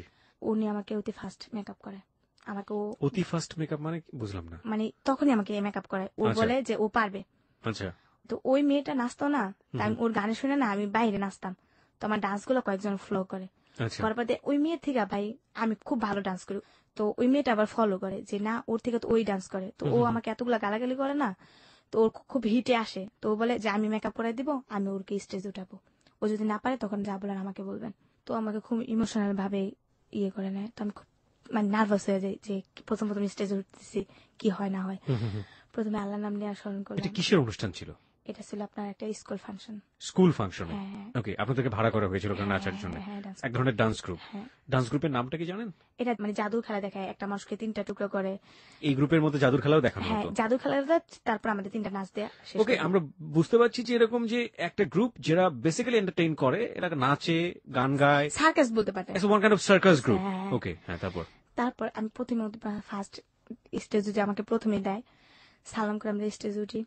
ওঠার পর আমার ডান্স দেখা সবাই বলে যে মেয়েটা আমাকে নিচ্ছে ওর থেকে আমি ডান্স ভালো পারি। যেটা মেয়ে আছে আমার সিনিয়র, ওদের থেকেও ভালো, ওদের সব বেস হয়ে গেছে। আমি আমার ডান্স দেখা তো মালিকে বলতেছে শুধু শুধু ওরে বসায় রাখছি, এই মেয়ের থেকে তো আমার এই প্রথম নতুন মেয়েটাই তো ভালো কাজ করে। তো ওই মেয়েটা আমি খুব মানে ইয়ে করি যে ওর কারণে আমি আজকে এতটুকু আসছি, বাট এখনো লাইক করি ওকে, আমি আর দেখি নাই। কে যদি শুই না থাকে তারপরে দোয়া করি ওনারা যেন আল্লাহ অনেক ভালো রাখে, কারণ উনি তো চ্যালেঞ্জটা নিয়েছিলেন বলে আপনি চ্যালেঞ্জটা নিয়েছে নিয়েছিলেন আমার জন্য। তারপর নাম হচ্ছে লিপি আপু। তারপর উনি আমাকে নিয়ে গেল, তো প্রতিটা শুতে আমি নিই। তারপর উনি আমাকে বললো শুধু ডান্স করলেই হবে না, মালিকে বলতেছে কিছু না কিছু শিখতে হবে। তো তুমি ডান্সের দিকে থাকলে হবে না, একটা খেলোয়াড়ের কিন্তু অনেক দাম। তো নতুন তখন, এখন বেতন পাবা 500 টাকা, তখন তুমি বেতন পাবা 2000 টাকা একটা খেলোয়াড় হলে। তো দেখো তখন তোমার ওয়েটটা কতটা থাকবে। এখন শুধু ডান্স করলে হবে না, পাশাপাশি খেলাও শিখতে হবে। তো আমাকে খুব লাইক করেন। খেলা মানে কি, সার্কাসের সার্কাস খেলা? খেলা, হ্যাঁ। ওকে। প্রথম দিন আমাকে একটা খেলা দেয়, স্টেজ থেকে অদৃশ্য হওয়ার খেলা। এবং এর মধ্যে আপনি আপনার মার সাথে কোনো যোগাযোগ নাই? না না না। ওকে। যেমন উনি কিছু ম্যাজিক করবে, তো আমি কিন্তু ওইখানে বসে আছি, বাট দেখা যাচ্ছে যে আমি স্টেজে নাই। ওই মেয়েটাকে ওই খেলা দিচ্ছি, কিন্তু মেয়েটা আমাকে পারে নাই। তারপর যখন আমাকে দিচ্ছে, আমি একবার দেখাইছে, তারপর আমি পারছি। তো উনি আমাকে আরেকটা বড় রিস্কের খেলা দিল, যে যেহেতু ওই খেলাটা পারছে ওইটাও পারবো। প্রথম খেলাটা কি ছিল? স্টেজ থেকে অদৃশ্য হওয়া। অদৃশ্য হওয়া। আর পরের খেলাটা কি ছিল? 6 ফুট শূন্যের উপরে ভেসে থাকা, একটা সন্ন্যাসীর খেলা আমাকে দিল। ওকে। মেকআপ টেকআপ করায় আমাকে সন্ন্যাসী রূপে ইয়ে করলো। নিজে তো ভাই একটা বিএসের মতোই ছিল, কিন্তু বাট বোঝা যেতেছে যে আমি সত্যি সত্যি 6 ফুট শূন্যের উপরে ভাইসা আসলে তো কিছুই না। ওইটাই না। প্রথম আমি খুব হাসা দিতাম যখন ম্যাজিকের কথা বলতো না, খুব হাসা দিতাম। মানে আচ্ছা, সেখানে আমাদেরও হাসতে হবে, কারণ ব্যাপারটা হচ্ছে এরকম যে ওই যিনি জাদুকর ছিল উনি ম্যাজিকের কথাবার্তা বলতো, লোকজনকে অনেক বেশি মানে উত্তেজিত করতো, আর আলটিমেটলি আপনি হাসতেন কারণ আপনি জানতেন যে ব্যাপারটা তো এরকম না। ওকে, তারপর চোখ মুখ টিপ টিপ করে চোখ বন্ধ করে রাখতে হইতো প্রায় 2 মিনিট। তারপর যখন বলতো চোখ খুলো তখন তখন এরকম হাসি, এখন আমার হাসি উঠতেছে এগুলো মনে পড়লে। ওকে, প্রিয় শ্রোতা, ও আসলে খুবই সহজ সরল একজন মানুষ। আমার যতটুকু ওকে আমি দেখেছি, শাকিলের সাথে অনেকক্ষণ কথা বলেছে। ওকে এক ধরনের গ্রুমিং করা হয়েছে, কিভাবে ওইখানে এসে কথা বলবে, কিভাবে ওর গল্পগুলো এখানে প্রেজেন্ট করবে। ও ওই সময়ের পর থেকে আমি যতক্ষণ ওর সঙ্গে আছি এই মুহূর্তে, আমার ওকে এতটুকু সময় দেখে মনে হয়েছে যে ওই যে জীবনে অত বড় কষ্টগুলো, ওগুলোকে ওর জীবনের একটা অংশ মনে করে নিয়েছে। সেটার জন্য ওর মানে এটা তো আমার জীবনের একটা অংশ, এভাবে ও বলে যাচ্ছে। আর আমার জায়গা থেকে বা আপনার জায়গা থেকে আমার যেটা মনে হচ্ছে যে she is a very honest girl এবং অনেক সহজ সরল একটা মানুষ। হ্যাঁ মনি, তারপর কি হলো জাদুর? তারপর জাদুটা ভালোই খেলা টেলা পারলাম। এখন আমি আগে প্রথম নাচতাম, ওই মেয়েটাকে দেয় আগে, আমাকে দেয় 3 নম্বরে। মানে যারা ভালো পারে তারা পরে করবে। হ্যাঁ, আমি হেড ডান্সার হয়ে গেলাম। বাহ বাহ। এর ভিতরে আপনার একটা কথা বলি নাই, নদীতে গোসল করার সময় একটা ছেলে বাইরে থেকে আসে। তো আসার পর লোকটা আমাকে প্রায় ফলো করে, আমি কিভাবে লাভ দেই নদী থেকে, কিভাবে চঞ্চলতা করি, কিভাবে দৌড়াদৌড়ি করি, প্রায় ফলো করতো যে লোকটা। তো ওই লোকটার বিষয়ে আর কি আমি অতটা ইয়ে করতাম না। তো আমি তো ওইখানে চলে আসলাম যেটা। তারপর ভালো একটা ইয়ে করতেছি। তারপর যেটা হয়, একদিন আমরা ইয়াতে যাই আপনার যে রাজশাহীর দিকে মিঠাপুকুর, ওকে, একটা শুক্রহাট একটা জায়গার নাম, ওইখানে একটা সার্কাস হয়। ওখানে তখন নায়িকা আনে, ময়ূরীকে আনে, তারপর আপনার অমিত হাসানকে আনে। আনার পর ওখানে তো আমি হেড ডান্সার হিসাবে পরিচিত। তো আমার নামটাও ঘোষণা করা হয়, এমন এমন মুনি টুনি আসবে এরকম কিছু বলে। তারপর আজানের সুম মাইক সারে, ওইখানে একটা মসজিদ ছিল, ওইখানে মানুষরা খুব ভালো, সবকিছুতেই ভালো। তো ওইখানে মানে হুজুররা খেপা যায়। খেপার পর তখন আবার নায়িকারা যেহেতু আসছে, আমাকে ফার্স্ট ডান্স করতে বলছে, তুমি ছোট মানুষ, তুমি আগে ডান্স করে আসো। তো সাউন্ড সিস্টেমের একটা ছেলে, আজাদ নাম, ওর না বললেই হয় না, ও আমাকে লাভ করতো, সেটা আমি বুঝতে পারতাম না। তো তখন আমি ডান্স করতেছি, লোকজন ভালোই হয়েছে, টিকিট টিকিট কাইটে আসছে। ডান্স করার সময় হঠাৎ করে কেমন জানি একটা বোতল আছে না, ওইটা আমার দিকে ফিক্কা দিল কে জানি। তো দেওয়ার পর আমি অতটা খেয়াল করিনি, তারপর আমি ডান্স করতে আসছি। সাউন্ড সিস্টেমের লোকটা আমাকে ইশারা দিয়ে বলতেছে, তুমি চলে যাও চলে যাও, উপরে ভাঙচুর হইতেছে। তারপর আমি খেয়াল করিনি, আমি যাইতাছি। তারপর ডান্স করার পরে একটা লোক একটা বোতল দেয়া আমার চেহারার ভিতরে মারে, ওইটা আমার একটা পুরোপুরি কপালে লাগে, অনেকটা রক্ত হয়। যখন লাগে কপালে, আমি থেমে যাই, চায়া দেখি যে পুরা লোক ঢুইকা টিন টুন ভাঙচুর, লোকজন যাইতেছে এটা। ওইখানকার কমিটিরাও মনে করেন যে মেয়ে নিয়ে টানাটানি করতেছে, মেয়ে নিয়ে জঙ্গলে নিয়ে যেতেছে। আমি তো তোকে পোলাপান মানুষ, কিচ্ছু বুঝি না। তারপর যেটা হয়, পিছনে কিছু ঘটনা রেখে আসছি, এখন মনে পড়ছে। জি বলুন বলুন। এর ভিতরে আমি কিছু ফ্রেন্ডের সাথে আমার দেখা হয়, আমার কিছু বান্ধবী। আমি যখন রাস্তায় থাকতাম, কুতুত খেলতে খেলতে ওদের সাথে পরিচয়, 3টা বান্ধবী। পরিচয় হওয়ার পর ওই বান্ধবীরা আমাকে বলে যে এইভাবে কতদিন ওরা আবার খারাপ ছিল ভাইয়া। যেটা খারাপ মানে কি বোঝাচ্ছেন? খারাপ কাজ করতো, মানে এক ধরনের প্রস্টিটিউশন। হ্যাঁ, ফিজিক্যালি রিলেশন করতো। তো ওইটা আমি আবার জানতাম না। তো ওরা খুব টাকা ভাঙতো, এতটাই টাকা ভাঙতো, আমাদের ঝালমুড়ি খাওয়াতো, আমাকে টাকা পয়সা সব দিতে হেল্প করতো। আমার আম্মুর সাথে রাস্তায় থাকতাম, শরম করতো, মাকে না বইলা বইলা ওদের সাথে রাত্রে থাকতাম। কোথায় থাকতেন? ওদের বাসা ছিল? ওদের বাসা আবার কেমন, 2টা মেয়ে 3টা মেয়ে একসাথে থাকতো, ওদের সাথে রাত্রে থাকতাম। এর ভিতরে ওর সাথে তো রিলেশন হয়। এই কয়েকদিন আগে আবার আমার আম্মুর সাথে যখন আর কি আমি চা খাইতে যাই, একটা মেয়ের সাথে পরিচয় হয়, মেয়েটার নাম মিতু। তো মেয়েটা আমার সাথে দেখা, মেয়েটা আমার সাথে কিছু কথা বলে, আমিও বলি ওর। আমি আবার ভাইয়া কি একটু আদরের, যেটা বলেন লোভ বেশি, যে আমাকে একটু আদর করে বেশি এখনো। আমি ওর কাছেই যাই। তো মেয়েটা আমাকে আমি আপনাকে একটু থামাচ্ছি, দুটো বিষয় একটু পরিষ্কার করে আমরা এই জায়গাটায় আবারও ফিরে আসবো। ওকে, একটা হচ্ছে যে আপনি আপনার মার কাছ থেকে প্রথম যেদিন না বলে চলে গেলেন, তারপরে আপনি কতদিন পরে আপনার মার কাছে ফিরে গিয়েছিলেন? ওইটা ওই যে প্রোগ্রামে গেছি হ্যাঁ, হ্যাঁ। প্রায় 2 মাস পর আমি আমার আম্মুর কাছে 2 মাস পর? হ্যাঁ। তার মানে আপনি এখন আপনার আম্মুর কাছে ফেরেননি? এই যে না, গল্প বলছেন তার মধ্যে এইসব ঘটনা ঘটে যাচ্ছে, আপনি হ্যাঁ। এখনো ফেরেননি আপনার মার না কাছে? মানে আমি তো প্রোগ্রামে তো গেছি, এগুলো হচ্ছে পিসের ঘটনা, তখন আম্মুর কাছেই থাকি। পিছের ঘটনা আপনি যেটা বলছেন সে জায়গাটা আমরা যাবো। হ্যাঁ। আমি একটু প্রোগ্রাম থেকে আপনার মার কাছে ফিরতে চাই। আপনার মা তখন আপনাকে কি রিয়াকশনটা করলো ওটা জানাটা জরুরি, 1। 2 নাম্বার হচ্ছে ওই যে ঘটনাটা ঘটলো, বিশেষ করে যখন আপনার স্টেজে যেটা মারলো, ওই সময়টাতে আপনি তারপর আপনাকে সেভ করলো কিভাবে, আপনি কি করলেন? ও সেভ করছে যেটা মালিকই আয়সা তখন ময়ূরী আপা বলতেছে, এই হিরণ শাহ, মানে মালিকের নাম। ময়ূরী মানে কোন ময়ূরী? নায়িকা ময়ূরী আপা। আমাদের সিনেমার নায়িকা ময়ূরী? হ্যাঁ ময়ূরী আপা। উনিও এইসব পারফরমেন্স, এইসব হ্যাঁ স্টেজ? উনি স্টেজ প্রোগ্রাম করে। ওকে, উনি কি আপনাদের লিডার ছিলেন ওই মুহূর্তে? লিডার বলতে কি, উনি একটা নায়িকা মানুষ না, উনিও তো ডান্স করার জন্য উঠছিল, ওনাকে দেখতে জন্য টিকিট কাটছিল, সার্কাসে আসে নায়ক মন, ও সবাই ওনাকে দেখার জন্য টিকিট কাটছিল ওইটাই। আচ্ছা। তো ময়ূরাপা খুব ভালো, যেটা আমি ওনার সাথে চললেই বোঝা যায় যে উনি কোন ধরনের। ময়ূরাপা এই হিরণ শাহ তোর মেয়েদের কাকে সেভ কর, মেয়েদের তো টাইনা নিয়ে যেতেছে, 2টা মেয়ে অলরেডি টাইনা নিয়ে গেছে, ওই যে জুই ও আরেকটা মেয়েকে টাইনা নিয়ে গেছে অলরেডি, 2টা গাড়ি মনকে ভাঙচুর করছে ওনার। তো ময়ূরাপার ড্রাইভার ফোন করেছে, আপা কি করবো, গাড়ি তো ভাঙা ফেলতেছে, কি করবো, বলতেছে তুমি গাড়ি নিয়ে একটু সামনে যাও, আমি আসতেছি। তারপর ময়ূরাপা ওইখানকার এলাকার যেটা রংপুর, এখন মনে হচ্ছে রংপুর, যেগুলা মিঠাপুকুরে যে পুলিশগুলো আসছে ওনাদেরকে ফোন করে, ওনারা আবার আস্তে আস্তে একটু লেট হয় আর কি। তারপরে আমি ময়ূরাপুর একটা খালাম্মা আর ওনার সাথে একজন যায়, উনি, তারপর অন্তরা, আমিল আর মালিক হিরণ সাবাই, ওনারা যাই গিয়ে একটা প্রফেসরের বাসায় উঠি। উঠানোর পর প্রফেসরের বাসা পুরো ঘিরা দিয়ে ফেলে, তখন সাথে সাথে পুলিশ এসে পড়ে। পুলিশের কারণে আর কি গ্যাঞ্জাম করতে পারি না অতটা, 2টা মেয়ে তো অলরেডি নিয়ে গেছে। তারপর ওই 2টা মেয়েকে পাইছে, এটা পরে ময়ূরাপা বলে এখানে আমার প্রোগ্রাম করা অসম্ভব, আমার জীবনে নিরাপত্তা নাই, এখানে আমি প্রোগ্রাম করবো না। আচ্ছা। তখন ময়ূরাপা চলে যায়, প্রায় 15 দিনের মতো মাঠটা বন্ধ থাকে, ওইখানে আমাদের থাকতে হইতেছে, ওইখানে শাকলতা পাতা টুকায় টাকায় খাইতে হইতেছে। তো এর ভিতরে ভাইয়া পিছনে আরেকবারই যাইতে হয়। আচ্ছা। যেটা হয়, ওই যে আমি যে ছেলেটা বলছিলাম না যে আমাকে টাকা থাকতো, তো ওই যে আমার মেয়ে একটা বন্ধু ছিল, ওই মেয়েটার সাথে আমি কথাবার্তা বলার পর আরেকটা মেয়ের সাথে দেখা হয়, উনি ওনার হাজবেন্ড একজন ফর্মা মানে পুলিশের কাছে ইনফরমেশন করে। ওকে, সো হি ইজ আ ফর্মা। প্রিয় শ্রোতা, এখানে গল্পটা একটু জট পাকাচ্ছে, আপনারা একটু ঠান্ডা মাথায় জিনিসগুলোকে লক্ষ্য রাখবেন। ও বারবার ফ্ল্যাশব্যাকে যাচ্ছে এবং সেটা এই গল্পের প্রয়োজনই খুব বেশি প্রয়োজনীয়। একটা যেটা হচ্ছে যে ও একটা স্টেজে পারফর্ম করতে গিয়েছে এবং সেখানে কিন্তু ওর মাকে কিছু জানিয়ে যায়নি, এটা 2 মাসের একটা ব্যাপার। সুতরাং ওর মার কাছে কিভাবে ফিরে গেল এবং মা কি রিয়াকশনটা জানালো, এটা জানা আমাদের জন্য খুবই জরুরি। এটা কিন্তু এখন ওই পার্টটা শেষ হয়নি। আরেকটা ব্যাপার যেটা, সেটা হচ্ছে যে এই স্টেজ পারফরমেন্সে এসে ঘটনার প্রাসঙ্গিকতায় সে বারবার ফ্ল্যাশব্যাক করছে এবং ফ্ল্যাশব্যাকে আরেকটা জায়গায় সে গিয়েছে, সেটা হলো যে কোনো একটা ছেলে তাকে নদীতে গোসল করার সময় ফলো করতো, সেই ছেলেটার কোনো একটা প্রসঙ্গ এখানে আসছে এবং সেই প্রসঙ্গের সাথে তার বান্ধবীদের প্রসঙ্গও জড়িত, যে বান্ধবীরা কোনো না কোনো ভাবে তাকে আশ্রয় দিত ঘরে থাকার জন্য, কিন্তু সে বলেছে যে বান্ধবী যারা আশ্রয় দিত তারা কিন্তু এক ধরনের প্রস্টিটিউশনের সাথে জড়িত ছিল। হ্যাঁ, এবার বলেন। যে ফর্মার বউ যেটাকে বলছি, উনির সাথে আমার দেখা হয়। এটা আপনার বান্ধবীর বান্ধবী ছিল? হ্যাঁ ছিল। নদীতে গোসল করতে গিয়ে আমরা 2টা বান্ধবী, হাসিনা নাম, ও আর আমি গোসল করতে যাই, দেখা হয়, দেখি উনি একা একা বসে আছে। তো আমরা বলতেছি, আপু আপনার কি মন খারাপ? না কিসের মন খারাপ, এমনি বসে আছে। উনি বলতেছে, এই ঘটনার সাথে এই ঘটনার কি যোগ, কোনো যোগ কি আছে? হ্যাঁ যোগ আছে, এই জন্য বলতেছি। হ্যাঁ, ওনার সাথে প্রায় অনেকক্ষণ কথা হয়, কথা হওয়ার পর উনি আমাদেরকে ওনার বাসায় নিয়ে যায়। তখন আমরা সারাদিন না খাইছিলাম ভাইয়া। তো ও কিছু কাজ টাজ করতে পারে না, যেটা বলে ফিজিক্যালি রিলেশন করতে পারে না, ও খাইতেও পারে না। তখন কিন্তু আমি জানতাম না ওইগুলো করে, মানে ওই শরীরের কাজ নাই তো পেটে ভাত নাই। হ্যাঁ ভাইয়া।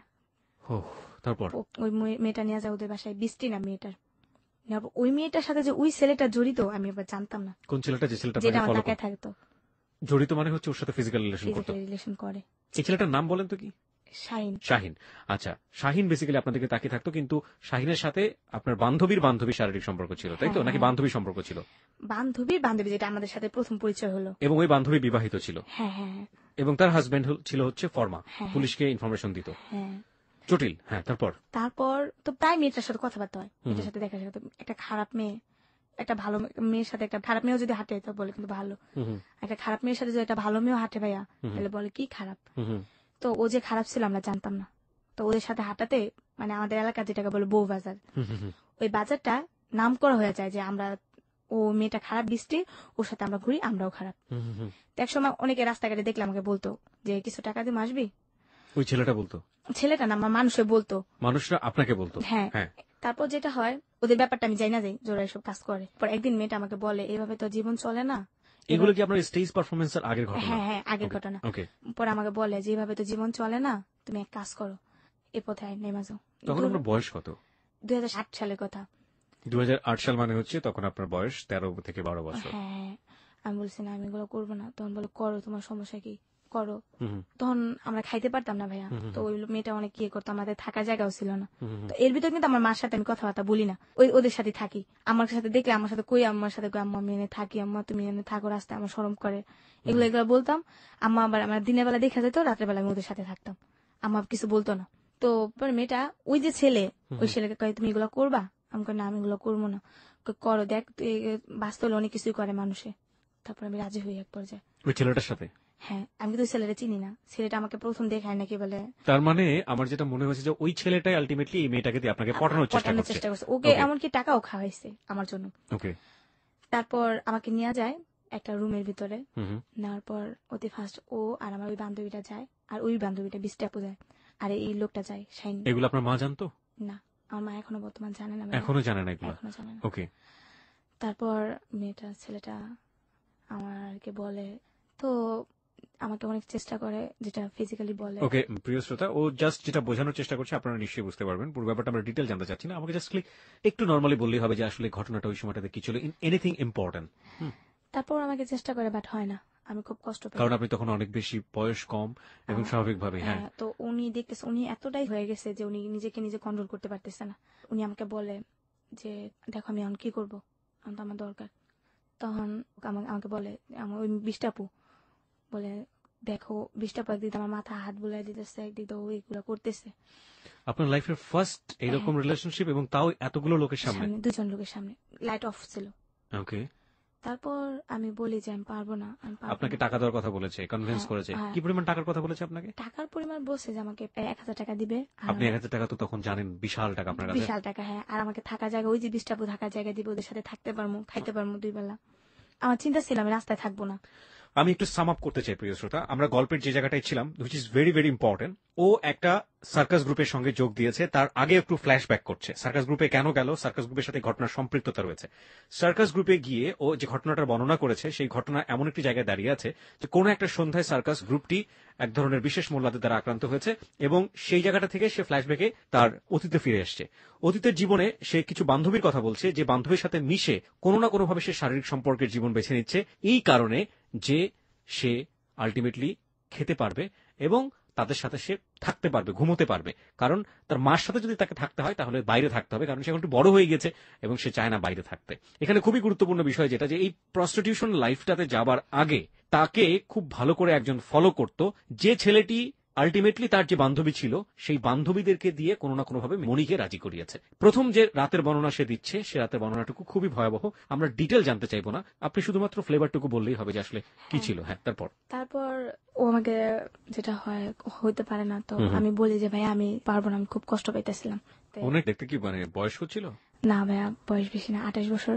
28 বছর, আর আপনি তখন 12 বছর। হ্যাঁ, তখন আবার ওর মানি ব্যাগে বাইরে থেকে আসছে প্রায় 10-20 হাজার টাকা ছিল। বাইরে থেকে আসছে মানে দেশের বাইরে থেকে আসছে? দুবাই থেকে আসছে। ওই যে হাসিনা বলছে, ও কি করছে, ওর মানি ব্যাগ থেকে 1000 টাকা চুরি করছে। তো আমরা তো আইসা পড়ছি, 20 টাকা বলছে আমাদের ঘরে জায়গা দিবে না। কেন? কারণ এটা আমি থাকি নাই। ওকে। তো আমরা রাত্রে কই যাবো, তখন কি করলাম আমরা, মানে কি হাসিনাকেও বের করে দিয়েছে আপনার সঙ্গে? আমাকে দুজনে। তখন আমরা 7 দিন না খাওয়াছিলাম, তো আমাকে এক হোটেলে নিয়ে গেল। আমার বলে কি খাবি বল, আমাকে কি খাবো, মানে তুই এত বড় হোটেলে ঢুকছস, তুই না টাকা দিতে পারলাম কিন্তু বাইরে ধুইব। তখন আমি কাঁদতেছিলাম একটু একটু, আমার মনটা খুব খারাপ ছিল। তো বলতেছে কি খাবি বল, আমরা তো সারাদিন না খাইছিলাম, কি খাবি বল। আমি খাইতে পারবো না, আমি কিছু খাবো না।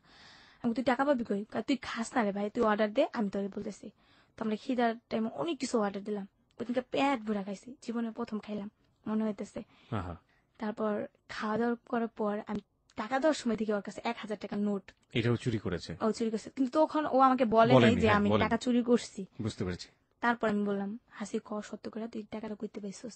পরে কইতাছে টাকাটা আমি এমন ওই জায়গা থেকে চুরি করছি। তারপর তো আমরা ভয় পেয়ে গেছি, চুরি লোকটা আমাদের ধরে 1000 টাকা কি মুখের কথা, এই যে গেল 1000 টাকা তো ভাঙাভাঙি করলাম। তখন মেয়েটার সাথে আমার আর কথাবার্তা হয় না। তাই একদিন গোসল করতে গিয়ে মেয়েটার সাথে আবার দেখা হয়। কোন মেয়েটা এটা? ওই যে বৃষ্টি।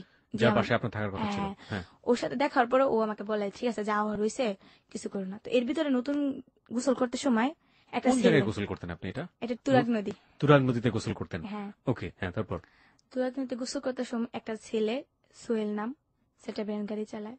তো উনি মাছ ধরতো, ওনাকে দেখতাম আমরা, জাল বাইতো, ওনার সাথে সাথে আমরা চাইতাম। আবারও আপনাকে বলি যে আপনি যে ঘটনার এখানে বিশাল বর্ণনা দিচ্ছেন, সেটার সাথে কি আপনার রংপুরের স্টেজ পারফরমেন্সের বর্ণনা আছে? হ্যাঁ আছে। ওকে, ফাইন, চলুন তারপর। তার তো ওনারা দেখি গোসল করে। তো একদিন আমরা বিকেলে গোসল করে ভাবতেছি রোদে, আমার আবার কাপড় চোপড় ছিল না, আমরা রোদে কাপড় চোপড় শুকাইতাম। হুম, হুম, হুম। তো রোদে বসে বসে ভাবতেছি কি করবো আজকে, কোথায় থাকবো রাত্রে, কই জি। থাকবো। তো ও কইতেছে দেখ আজকে রাত্রে এক কাজ করতে হবে, বাইরে থাকতে হবে। হুম, হুম। তো এরকম করতেছি, তো ওই যে সোহেল বললাম, ও জিনিসটা দেখে, দেখার পর ও আমাকে বলে কি করো তোমরা। তো আমরা বলি যেমন এমন আমরা কিছু করি না, আমরা এমনি ঘুরি ফিরে খাই। তখন কিন্তু আমি পড়াশোনা করি, ওই যে খ্রিস্টান স্কুল পড়াশোনা করি জি। খাওয়ার জন্য দুপুরবেলা। ওরেও নিয়ে যাই আমার বান্ধবী, যে তুই ও পর খাইতে পারবো আমরা দুপুরবেলা, ওরে ভর্তি করে দিই খাবার লোভে লোভে পড়তেন? খাবার লোভে হওয়া। তারপর যেটা হয়, ওই ছেলেটা আমাকে বলে আমি তো ব্যাচেলার থাকি, তুমি আমার সাথে থাকবা। আমাকে আপনার সাথে আমি কিভাবে থাকবো, পরে বলে তোমাকে আমি বলবো তুমি আমার ওয়াইফ হও, আমি তোমাকে বিয়ে করছি, তুমি আমার কাছে 1 মাস থাকবা, তুমি চাকরি নিবা, 1 মাস পর তুমি আমার কাছ থেকে চলে যাবা, তোমরা 2 ফ্রেন্ড মিললা একটা রুম নিবা, নেওয়ার পর তুমি তোমার মতো করে চুলাফিলা খাবা, আমি জাস্ট তোমার উপকার করবো। আমি বলছি আপনি গায়ে টাচ করবেন না তো? না। আমি তাহলে আপনার উপরে তো শুবেন, আমি নিচে শুবো।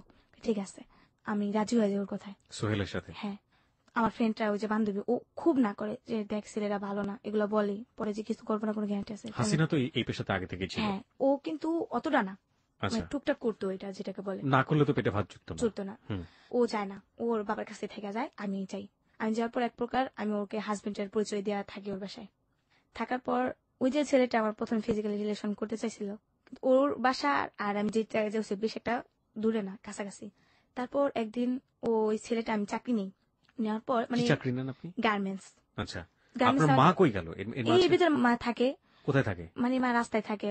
তো আপনি একটা বাসায় উঠে গেলেন, আপনার মা বাধা দিল না সেটা? আমি চিন্তা ছিলাম যে এই লোকটার সাথে হুম। থাকার পর আমি আমার মাকে নিয়ে একটা রুম নিয়ে ফেলবো। আচ্ছা, লোকটার সাথে পরিচয় আপনার মা হওয়ার পরে- জানতো এটা? না, আমার মা জানতো না। আমার মা জানতো আমি খালাম্মার বাসায় থাকি। আচ্ছা, আমার চিন্তা ছিল একটাই, যে আমি গার্মেন্টসে চাকরি করবো, টাকা কিছু কামাইবো, আমার ঘর নিবো, আমার আম্মুরে রাখবো, আমার আম্মু ঘরে রান্না বান্না করবো, আমি চাকরি করবো, আমি খাবো। তারপর আমি তো হাজবেন্ডের ওয়াইফ পরিচয় দিছি। হুম, হুম। তো তখন আমি চাকরি নিতে, যেমন আমি ওনার কাছে 25 তারিখে গেছি, আর 5 দিন বাকি আছে জি। চাকরি নেওয়ার জন্য। 1 তারিখ ছাড়া তো চাকরি নেওয়া যায় না। হুম, হুম। উনি উপরে থাকে, আমি নিচে থাকি। তো শীতের দিন তো নিচে থাকা একা সম্ভব না, খুব শীত করে। তো উনি আমাকে উপরেই রাখতো। তো উনি এক সাইডে থাকতো, আমি এক সাইডে। তো এমন প্রায় 2-3 দিন যায়, উনি আমাকে টাচ করে না। একদিন যেটা হয়, উনি মানে কয়েকটা ছেলের সাথে ড্রিঙ্কস করে আসে, এতটাই ড্রিঙ্কস করে যা নিজেকে কন্ট্রোল করতে পারে না। তখন আমাকে ফিজিক্যালি রিলেশন করে আমার সাথে। একবার অনেক জোর 3-4 জনকে সাথে নিয়ে নাকি শুধুমাত্র ও? শুধু একাই। ওকে। এতটাই জোরপূর্বক করে আমি না করে পারি না। আর চিল্লাচিল্লি করে বাসা থেকে মানুষ আসে যে তোমরা তো হাজবেন্ড ওয়াইফই বলছে। তো প্রচুর ব্লান্টিং হয়, হুম, হুম, হুম। এতটা ব্লান্টিং হয়, আমি মানে এতটা অল্প বয়সে ছিলাম। তো পরে যখন আমার জ্ঞান ফিরছে, আমি দেখি আমার পাশে 2টা ডাক্তার বসা। দুটো ডাক্তার আপনার পাশে বসা? হ্যাঁ, আপনার রুমের মধ্যে নাকি? হ্যাঁ, রুমের ভিতরে। তার মানে ওখানে যে ছেলেটা যে থাকতো, এটা কি এক ধরনের বস্তি ছিল? হ্যাঁ, বসতি ছিল। বস্তির মধ্যেই থাকে এরা? হ্যাঁ, ডাক্তাররা কি বস্তির ডাক্তারই? না, ডাক্তার ছিল আপনার এমনি ফার্মেসি ডাক্তার। ফার্মেসির ডাক্তার নিয়ে আসছে? হ্যাঁ, হ্যাঁ, হ্যাঁ। ওকে। লোকটা তো বুঝতে পারছে, বুঝছে নতুন বউ, হুম, হুম, হুম। ওয়াইফ। তো লোকটা কিছু ওষুধ লিখে দেয় আমাকে, দেওয়ার পর আমাকে বলে কিছু হাঁটাচলা কম করতে, ভারী জিনিস কম নিতে আর কি বলে দেয় আমাকে। হুম, হুম, হুম। তারপর আমি তো ভারী জিনিস কমই নিই। তারপর যেটা হয়, কিছুদিন তো ওর কাছে থাকতেই হয় আমার, আমি কোথায় যাবো এই অবস্থা নিয়ে। হুম, হুম। তো আমি ফাইনালি ডিসিশন নিয়ে নিছি ওরকে নিয়ে আমি সংসার করব, যেহেতু আমাকে ফিজিক্যালি রিলেশন করেই ফেলছে, আপনি এই সিদ্ধান্ত নিয়ে নিয়ে ফেললেন? ফেলছে। ওকে। আমি পরে বলছি আমার আম্মু আছে, আমার আম্মু রাস্তায় থাকে, আপনি আমার আম্মুকে নিয়ে আসবেন। তো যেটা হয়, কুরবানি ঈদ আসে, ও কি করে মাংস টুকাইতে যায়। হুম, হুম। কুরবানি ঈদে তো আমি সারাদিন আমার বান্ধবী 2টাকে নিয়ে আসি, আমার বাসায় খাওয়াবো ওদের। হুম, হুম। ওরা তো আমাকে অনেক উপকার করছে। ও মা, কতক্ষণ পরে শুনি যে ও নাকি বলে মাংস টুকাইতে গেছে। এটা শুনে আমার না খুব শরম লাগে, যে আমার হাজবেন্ডই বলতে এক হিসাবে, বিয়ে হয়নি কিন্তু আমাদের, আমরা সিদ্ধান্ত নিয়েছি বিয়ে করব। ওকে। তো যে আমার হাজবেন্ড ও এই মাংস ঢুকায়, আমার শরম লাগতেছে, আমি ওর সাথে মানে কথা বলি না, আমার কেমন জানি একটা প্যাস্টিসে বাঁচতেছে, এরকম প্রেস্টিজে লাগতেছে। বাচ্চে। ওকে। তারপর ও আমার বান্ধবীরা বলে সি, তোর হাজবেন্ড এগুলো করতে পারে। ওই যে বৃষ্টি, ওকেও দাওয়াত করছে আমার বাসায় আসার জন্য। হুম, হুম। তো ও আমাকে বুদ্ধি দিল যে তুই তো এগুলো করেই ফেলছিস, আর মনে করতে এখন আনমিনিট না, তুই এখন জাস্ট এগুলো করছি, এখন তুই একটা ইয়ে করতে পারিস, সমস্যা নেই। মানে প্রস্টিটিউশন আসতে পারিস? হ্যাঁ, আসতে পারিস, সমস্যা নেই। তারপর এক সময় এগুলোতে আসলে তুই অনেক টাকা কামাইতে পারবি, তোর মানে তুই একটু সুখে থাকতে পারবি। তো তখন আমি চিন্তা করলাম যে আসলে তো ঠিকই বলছে। তখন আমি ওই চিন্তাটা করি নাই যে আমি এগুলাতে যাইতেছি কেন। কিন্তু বিশ্বাস করেন ভাইয়া, তখন যে আমার পিছনে একটা গার্জিয়ান থাকতো না, হয়তো আমি মনে হয় ওরকমটা করতাম না। তারপর যেটা হয়, আমি ওই ছেলের সাথে থেকে ওদের সাথে চলে গেলাম। মানে ছেলেকে রেখে আপনি চলে চলে গেলেন। গেলাম। তো ওদের সাথে রাত্রে 11টা-12টা রেল লাইনে বসে বসে ওরা আড্ডা মারতো, ছেলের সাথে আমি বসে থাকতাম, কথাবার্তা বলতাম। তো আমার ভাইয়ের কিছু বন্ধু বান্ধব দেখে ফেলে। আমি একটু আপনাকে থামাচ্ছি এই জায়গাটায়। আপনারা কিভাবে আপনাদের কাস্টমার বা এই যে ব্যাপারগুলো থাকে এগুলো কালেক্ট করতেন কিভাবে? হ্যাঁ, বলতেছি ভাইয়া। জি। তখন কিন্তু আমি গুলাতে আসিনি, ওই যে করছি তো ওইটাই। হুম হুম। তারপর আমার কিছু ভাইয়ের বন্ধু বান্ধব দেখা ফেলে। দেখার পর আমার ভাইয়ের নলেজ যায়। তখন আপনি জাননি ওই জায়গাটাতে, মানে ওদের সাথে বসতেন শুধুমাত্র, বসতেন ঠিকই, কিন্তু কিন্তু আড্ডা চল্লা করতাম, কিন্তু কিন্তু কখনো করিনি। আচ্ছা। আমার ভাইয়ের কানে যায় যে তোর বোনরে দেখছো ওই জায়গায়, কি বোন করছো যে এরকম এরকম ওরে নিয়ে রাখতে পারছ না তোরা, তুই ওই মেয়েটারে খারাপ বানাইতেছিস কেন, ও একটু বলে। তো আমার ভাই আমাকে একদিন রাস্তা থেকে আমাকে বাসায় নিয়ে আসে, নিয়ে আসা বলে তুই আর এখানে থাকবি না, তুই এনে ঘরে পড়াশোনা করবি, তুই বাসায় থাকবি, যাই করি আমি তোরে খামো, তুই বাসায় থাকবি, আমরা 2 ভাই বোন থাকবো। আর মারে নিয়ামো কিছুদিনের ভিতরে, মায়ের আমি 3জনই থাকবো। ভাই এই ডিসিশনটা নিয়ে। মা তখন কই থাকতো? মা রাস্তায় থাকতো। তখনও রাস্তায়? হ্যাঁ, কিন্তু আচ্ছা, মার সাথে- মাকে খুঁজে পেতেন? এই যে হ্যাঁ, কথা বলতেছি, মা সবসময় এলাকায় আসতেছে, আমরা যে জায়গায় থাকি টঙ্গিতে। মা কি এক জায়গায় থাকতো নাকি বিভিন্ন জায়গায়? সারা জায়গায় ভিক্ষে করে আইসা ওই জায়গায় বসে থাকতো। ওই একই জায়গায় থাকতো? হ্যাঁ, আইসা পর আমরা একসাথে কথা কোথায় ওই বলি। জায়গাটা কোথায়? বউবাজার, নিরুষপাড়া। ওটা কি মানে হাট? হাট অথবা বাজার? হাট না, এরকম একটা এলাকা যেটাকে বলে একটা মহল্লা। ওই মহল্লায় কোথায় থাকতো? রাস্তার উপরে? হ্যাঁ, রাস্তার ভিতরে একটা দোকানের সামনে বসে থাকতো। ওই একটা দোকানের সামনে সবসময় থাকতো? হ্যাঁ, হ্যাঁ, সবসময়। মানে ওখানে গেলেই ওনাকে খুঁজে পেতেন? হ্যাঁ, ওইটা আবার কি ছিল, ওইটা আমার বাবার বাড়ির সামনে, কিন্তু মানে যে বাবা আপনাদেরকে তাড়িয়ে দিল সেই হ্যাঁ, বাবার সামনেই? সামনে আম্মু বসে থাকতো। আর আমার আম্মু কি করতো জানেন, লাডি দিয়ে আমার ওই বাবারে বকতো, আর বাবাই বলতো সবাই আমার আম্মু পাগল। ওই সময় ওখানে বসে বসে আমার আম্মু শুধু দেখতো যে ওর মান সম্মান কিভাবে ক্ষয় করা যায়, আমার আম্মু ওইভাবে করতো। রাস্তায় রেখে রেখে আম্মু ওরে অপমান করতো, রাস্তার ভিতরে দাঁড়া করে লেতো। মানে একটা নেতা মানুষ, বুঝেনি তো, একটা রাজনীতির সাথে একটা এক হিসাবে এখন বলতে পারে একটা কাউন্সিলর উনি একটা। উনি এখন কাউন্সিলর ওখানকার? হ্যাঁ, ওকে। ওনাকে মনে করেন যে রাস্তার ভিতরে ছেড়ে দিয়ে ফেলতো আমার আম্মু। লোকজন যদি জড়ো হয়ে যেত না, যে জিজ্ঞেস করতো কে উনি, পাগল, তার সে গেছে, এগুলো এগুলো বইলা আইসা পড়তো আমার বাবা। তখন আমার আম্মুকে আমি বাধা দিতাম, তুমি ওই লোকটার সাথে খেলে এমন করো কেন, অন্য মানুষ আছে না, ওর সাথে কইতে। কিন্তু আম্মু বলতো না, আম্মু বলতো তুই বুঝবি না মা, তুই বড় এলো তারপর বুঝবি। আমার তো বুঝা লাগতো না, এগুলো বলতাম আমি। তারপর যেটা হয়, আমার ভাইয়ের কাছে আমি যাই। জি। যার পর প্রিয় শ্রোতা, গল্পটা কিন্তু খুবই খুবই খুবই মনোযোগ দিয়ে শুনতে হবে। আমরা জানি না এটা শেষ পর্যন্ত গিয়ে কতটা বম্বিং করবে। আমরা বলতে পারি যে it will be like super blasting, যেটাকে বলে, কারণ গল্পের অনেকগুলো মোড় রয়েছে ওর জীবনের গল্পের, এবং কত সমাজের জ্ঞানী মানুষ এখানে জড়িত, এবং ওর যে লাইফ, ও মাই গড। তারপর আমার ভাইয়ের কাছে আমি যাই। যাওয়ার পর একদিন রাত্রিবেলা একসাথে শুয়ে থেকে ভাই আমি দুজনের খাট একটা, আমার ভাই আমার উপরে হাত রাখে, আমার আপন ভাই। রাখার পর আমি ভাবছিলাম যে হয়তো ঘুমের ইয়েতে হাতটা রাখছে। আমি মনে করছি হাতটা লাড়াচাড়া দিয়ে যদি জাগনা থাকে সরা ফেলবে, যদি ঘুমের দানে।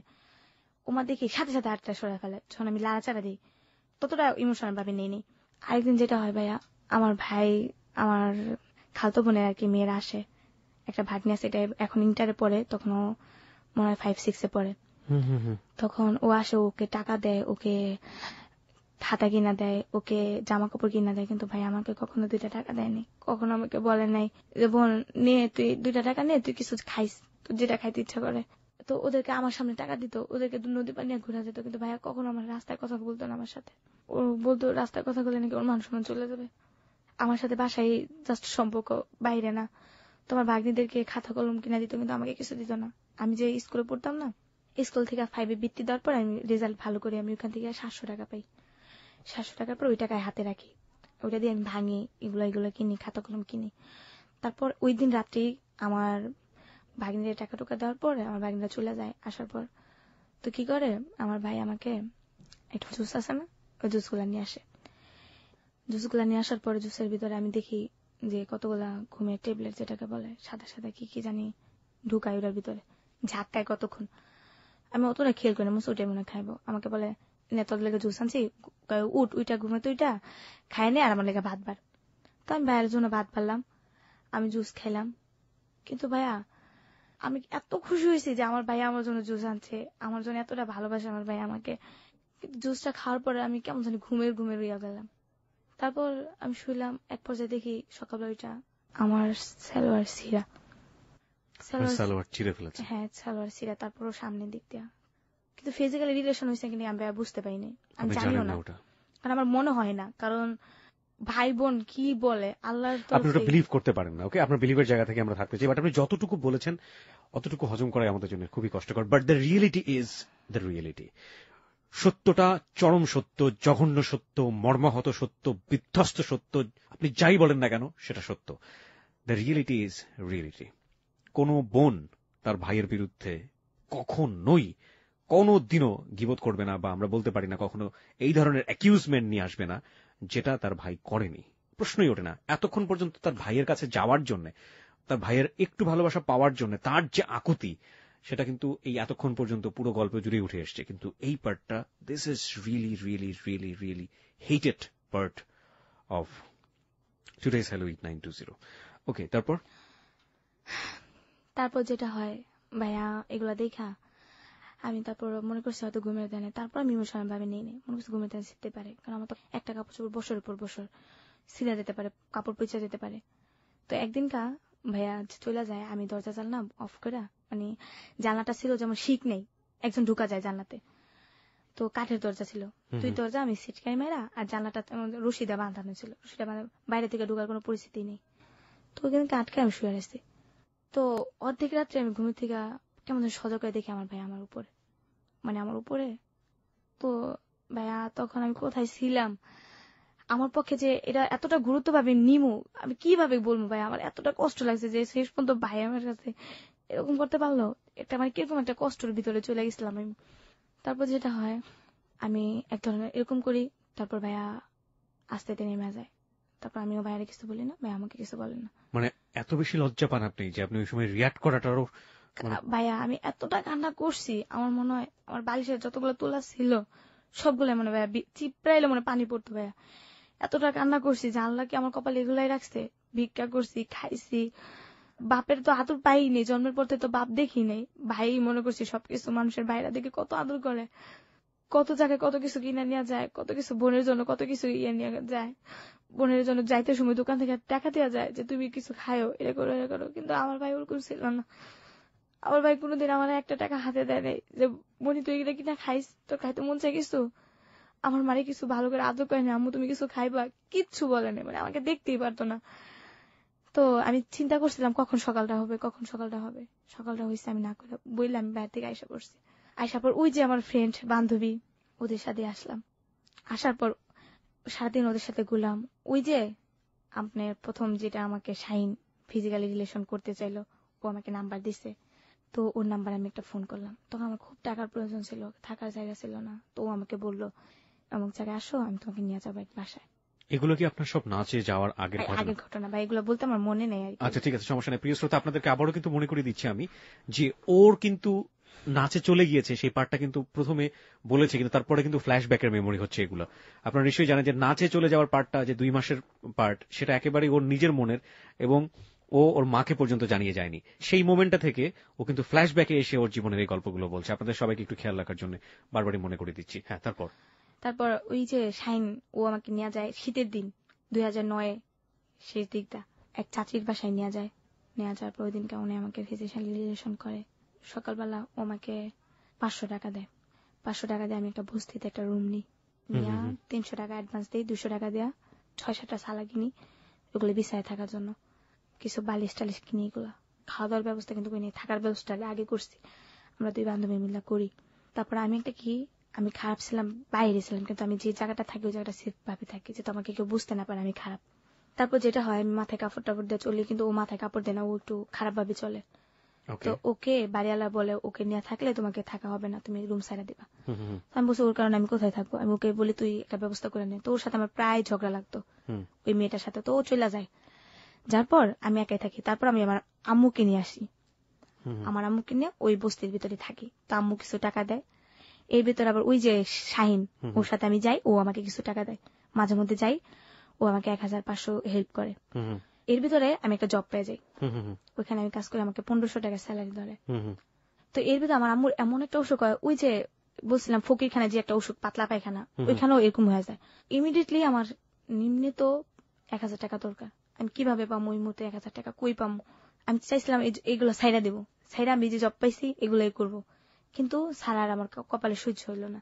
তারপর আমি আবার ওই ভাইটারে ফোন দিলাম, শাহিন, যে আমার কিছু টাকা দরকার, আপনি আমার কিছু হেল্প করবেন। তো উনি আমাকে বললো আসো আমার সাথে। যেটা হয় ওনার সাথে আবার রাত্রে থাকলাম, উনি আমাকে 1000 টাকা দিল। দেওয়ার পর আমার আম্মুকে স্যালাইন দেওয়াই। তারপর থেকে এই যে জুই ঝালমুড়ি খাইতে গিয়া ওই জবটা ছেড়ে দিই, খারাপ কাজে লিপ্ত হয়ে যায়। আম্মু আমার সাথে রাগারাগি করে, আম্মুর সাথে আমার ঝগড়াঝাটি হয়, আম্মু জায়গা চলে আবার আসে, এরকমই হয় আর কি। মানে এই যে কাজটা আপনি এই কাজটা করছিলেন এবং এটা করতে গিয়ে আপনি যখন দেখলেন যে না এটা থেকে আপনি বের হয়ে আসতে পারছেন না, সেই মুহূর্তে ঝালমুড়ি খাইতে গিয়ে জুইয়ের সাথে পরিচয় হলো এবং জুই বলল আপনাকে ডান্সে নিয়ে যাবে এবং ডান্স করাবে। তো আপনি কাজ চাচ্ছিলেন, তো আপনি ডান্সে চলে গেলেন এবং তখনও আপনি আপনার মাকে ওই বস্তিতে রেখে এসেছেন এবং আপনার মা এটা জানে না, রাইট? এবং তারপরে গেলেন, যাওয়ার পরে আলটিমেটলি যে ঘটনাগুলো ঘটলো একের পর এক, এবং লাস্ট মোমেন্টে এসে কোন এক সন্ধ্যায় মোল্লাদের দ্বারা আক্রান্ত হলো আপনাদের ডান্স গ্রুপ, এবং ডান্স গ্রুপ আক্রান্ত হবার পর আপনারা গিয়ে এক প্রফেসরের বাসায় উঠলেন। ওই জায়গাটায় আপনি ছিলেন এবং সাথে ময়ূরী, যেটা আপনি ময়ূরীকে ময়ূরী ম্যাম বলছেন বা আপা বলছেন, আমাদের চিত্র জগতের ময়ূরী, যাকে এক নামে সবাই চিনবে, সেও ছিল আপনাদের ডান্স গ্রুপে। তো এই সময়কার গল্প আর কি, এবং আপনার দৃষ্টিকোণ থেকে ময়ূরী ওয়াজ সো গুড উইম্যান, ওই সময় খুব ভালো মানুষ ছিলেন উনি এবং আপনাদের সবাইকে হেল্প করছিলেন। হ্যাঁ, ওই জায়গা থেকে আপনি ফ্ল্যাশব্যাকে গিয়েছিলেন, একেবারে আগের গল্পগুলো বললেন। এখন আপনি আমাকে বলেন যে এই গল্পটার সাথে বা আগের যে গল্পগুলো বললেন এই জায়গাটা থেকে আপনি কেন পেছনে ফিরে গেলেন, রিলেশনটা আসলে কোথায়? ওই যে শাহিন, শাহিনকে নিয়ে উদ্দেশ্যটা আর কি। আচ্ছা ঠিক আছে, তো শাহিন, এখন শাহিনকে আপনি এতক্ষণ ধরে পরিচয় করালেন, হুইজ শাহিন, এবার বলুন। তারপর যেটা হয়, ওই যে আমি তো প্রোগ্রামে আসছি, বন্ধ হয়ে গেছে প্রোগ্রামটা, এখন তো সবাই যাত্রার মতো পলায় চলে যেতেছে, ঢাকায় এসে পড়তেছে। তো আমি পলায় আসবো কিভাবে, আমার কাছে টাকা নেই, কিভাবে আসবো, আমাকে টাকা দেয়ও নেই এর ভিতরে। তো একদিন কি করলাম, ওই যে শাহিন, ওর নাম্বারটা তো আমার মুখস্থ, ওর নাম্বারে আমি ফোন করলাম। তো ভাইয়া আমি এমন এমন, আমি তো একটা প্রোগ্রামে এসে এরকম এরকম আটকে গেছি, তো আমাকে কিছু হেল্প করবেন? তো আমার এই কথা শুনে ও আমাকে বললো দেখো কোথাও ফোনে টাকা নেয় কিনা। তারপর যেটা হয়, তো আমাকে 500 টাকা পাঠায়। তারপর ওইখান থেকে আমি কি করি, পলায় আসার জন্য রেডি হই। তারপর যেটা হয়, ওই যে আমি যে বস্তিতে থাকতাম ওই বস্তিতে আইসা পড়ি। তারপর আইসা দেখি আমার আম্মু নাই, আমি যাওয়ার পর দিনকে আম্মু চলে গেছে। তো এতদিনে তো ভাড়া জমে গেছে, প্রেশার দিতেছে যে ভাড়া দিতে হবে এন তেন। তো আমি বলছি আমাকে থাকতে দেন, কিছুদিন সময় দেন, আমি ভাড়া দেবো। তারপর ওই যে শাহিন, ও আমার জীবনের সবচেয়ে বলতে পারেন একটা শুভাকাঙ্ক্ষিকা, যে ও আমাকে অনেক হেল্প করছে। বাট এতটাই হেল্প করছে যে আমার মা বাবা, আমার আত্মীয় স্বজন, আমার ফ্যামিলি কেউ আমাকে এতটাই হেল্প করে। নিজের ভাই তো অবশ্যই না, নিজের ভাই দূরের কথা, কেউ এরকম করেই নেই। তারপর যেটা হলো, কিছুদিন ও আমাকে হেল্প করলো, আমাকে কিছু টাকা পয়সা দিল। হেল্পের বিনিময়ে তো আপনার সাথে শারীরিক সম্পর্ক, রাইট? শারীরিক, হ্যাঁ হ্যাঁ। ওকে, আমি ঠিক জানি না এটাকে হেল্প বলে কিনা। ওকে, তারপর আমার কাছে বাট হেল্প, আপনার কাছে এটাই হেল্প মনে হয়েছে? আমি ওরকম করছি, বাট ওর হয়তো উপকার হয়েছে, কিন্তু আমারও এখান থেকে উপকার হয়েছে, যেটা আমি এত বিপদের সময় কি বা আমার সাথে ইউজ করতো বা কি আমাকে টাকাটা দিত। তারপর যেটা হয়, ও আমাকে কিছুটা হেল্প করে, আমার সব প্রবলেম সলভ করে। তারপর এর ভিতরে আমার একটা খালাতো বোন জর্ডান থাকে, উনি ওইখান থেকে বিয়ে করছে, ওইখান থেকেই ছেলে মেয়ে হয়েছে। ও বাংলাদেশে আসছে, বাংলাদেশে আপনার শ্রীপুর, ওইখানে ও বাড়ি করছে। উনি আবার সুইটারের কাজ জানে, তো আমাকে বললো এইভাবে কতদিন ঘুরবা, তুমি আমার কাছে আইসা পড়ো, তুমি সুইটারের কাজ শিখবা। তো ওর কাছে না চাই, এর ভিতরে আমার মামার কাছে গেলাম। আমার মামা বললো তুমি চাকরি করবা, তুমি থাকবা খাইবা। মামার কাছে যাওয়ার পর মামা আমাকে নিয়ে গেল। আমি আবার ভাইয়া শুটকি ভর্তাটা খুব পছন্দ করি। তো মামি প্রতিদিন আমাকে বলে তুমি কি পছন্দ করো সবচেয়ে, শুটকি ভর্তা। তো যাক, শুটকি ভর্তা একদিন দুই দিন, একটা জিনিস যতই পছন্দ হোক না কেন, বাট 2-3 দিনের ভিতরে কিন্তু একটা জিনিস খাওয়া যায় না। তো আমাকে চাকরি নিতে, স্প্রিং মিল যেখানে সুতা তৈরি হয়, ওইখানে চাকরি নিলাম। প্রচুর গরম, এই গরমের ভিতরে চাকরি করি। আমাকে মরিচ ভর্তা করে দেয়। 2টা ছেলে, একটা মেয়ে, ছেলেটা ছোট, একটা বড় আমার সমবয়সী। ওরে মাছ দেয়, আর আমাকে একটা ছোট টুকরা দিলে দেয়, না দিলে নাই। আর কি অবহেলা করে, দুধ দেয়, ওদের ভাত দেয়, আমাকে দেয় না। আমার জন্য ছোট টুকরা রাখে, আমিও জিতে খাই না। যে ওদের বড়টা দিয়ে আমাকে দেয় না কেন, আমিও আমার মার মতো একটু জিতি, যে আমাকে কেউ কষ্ট দিলে না আমি সহ্য করতে পারি না। তারপর যেটা হয়, আমি ওইখানে চাকরি করি, ওইখানে বেতন পাই। আমার বেতনের টাকা দিয়ে ওনাদের সব প্রবলেম সলভ করবে, কিন্তু আমার যে একটা ড্রেস আপ নাই, আমাকে একটা ড্রেস দিবে ওটা বলে না। ওনার মেয়েকে একটা ড্রেস কিনে দিবে, ওনার মেয়ের স্কুলের ফিস দিবে, ওনার ছেলের প্রাইভেট খরচ দিবে। মাকে আপনি খুঁজে পেলেন? এখনো খুঁজে পাননি? মানে এর ভিতর তো মা খুঁজে পাই না, মা চায় চয়া খায় এখানে ওখানে জায়গা। কিন্তু মার সাথে আপনি দেখাও করেন না? দেখা করিনি। মাকে দেখতে ইচ্ছে করলো না? করছে, কিন্তু পাই নেই, খুঁজেই পাননি? খুঁজে পাই। এটা টেনশন হচ্ছে না? টেনশন হচ্ছে, আর বাট আমার মা খুব ট্যালেন্ট একটা মেয়ে, যেটা ওনার আপনি একটা আছে না যে গায়ে টাচ করবে। আমরা রাস্তায় ঘুমাইছি বলে যে আমরা এতটা না। আমার আম্মুর দেখা গেছে একটা দোকান, আপনি আমার আম্মু চা খাইতে গেছে, আমার আম্মুর সাইড দিয়ে একজন বললো যে খালাম আমার কিছু দেন তো, মানে দোকানদারকে বললো আম্মু ওর মাইরা একটা পিঠা শেষ করে ফেলবো। আমার উপর দিয়ে আসতো কেন, কেন দুনিয়ার জায়গা নাই, আরো জায়গা আছে, ওইখান দিয়ে চলে যাও, আমার উপর দিয়ে আসতো কেন? মেয়ে দেখলে কি মাথা নষ্ট হয়ে যায়? একটা ডাইরেক্ট আমার মুখগুলো পরে বকাঝকা করে। তারপর যেটা হয়, এই জন্য আমি টেনশন করি না, কারণ আমার আম্মু নিজে ঢাকা শহরে এমন কোন রাস্তা নেই যে আমার আম্মু না চিনে না, সুতরাং যে কোনো ভাবে ম্যানেজ করে ভালো আছে। তো অনেক ভালো, কারণ এক সময় যেহেতু ঢাকায় কাজ করছে উনি সবই চিনে, ঢাকায় বড়, ঢাকায় ভাষায় কথাও বলে। তারপর যেটা হয়, মানে আমাকে শুটকি ভর্তাতে ভাত দিয়ে সবার সামনে খাইতে গেলে আমার খুব শরম করে। সব আমার কথা কি প্রতিদিন শুটকি পাতা দিয়ে ভাত দেয়, এমনি ভাত দিতে পারে না ভালো কিছু দেয়া।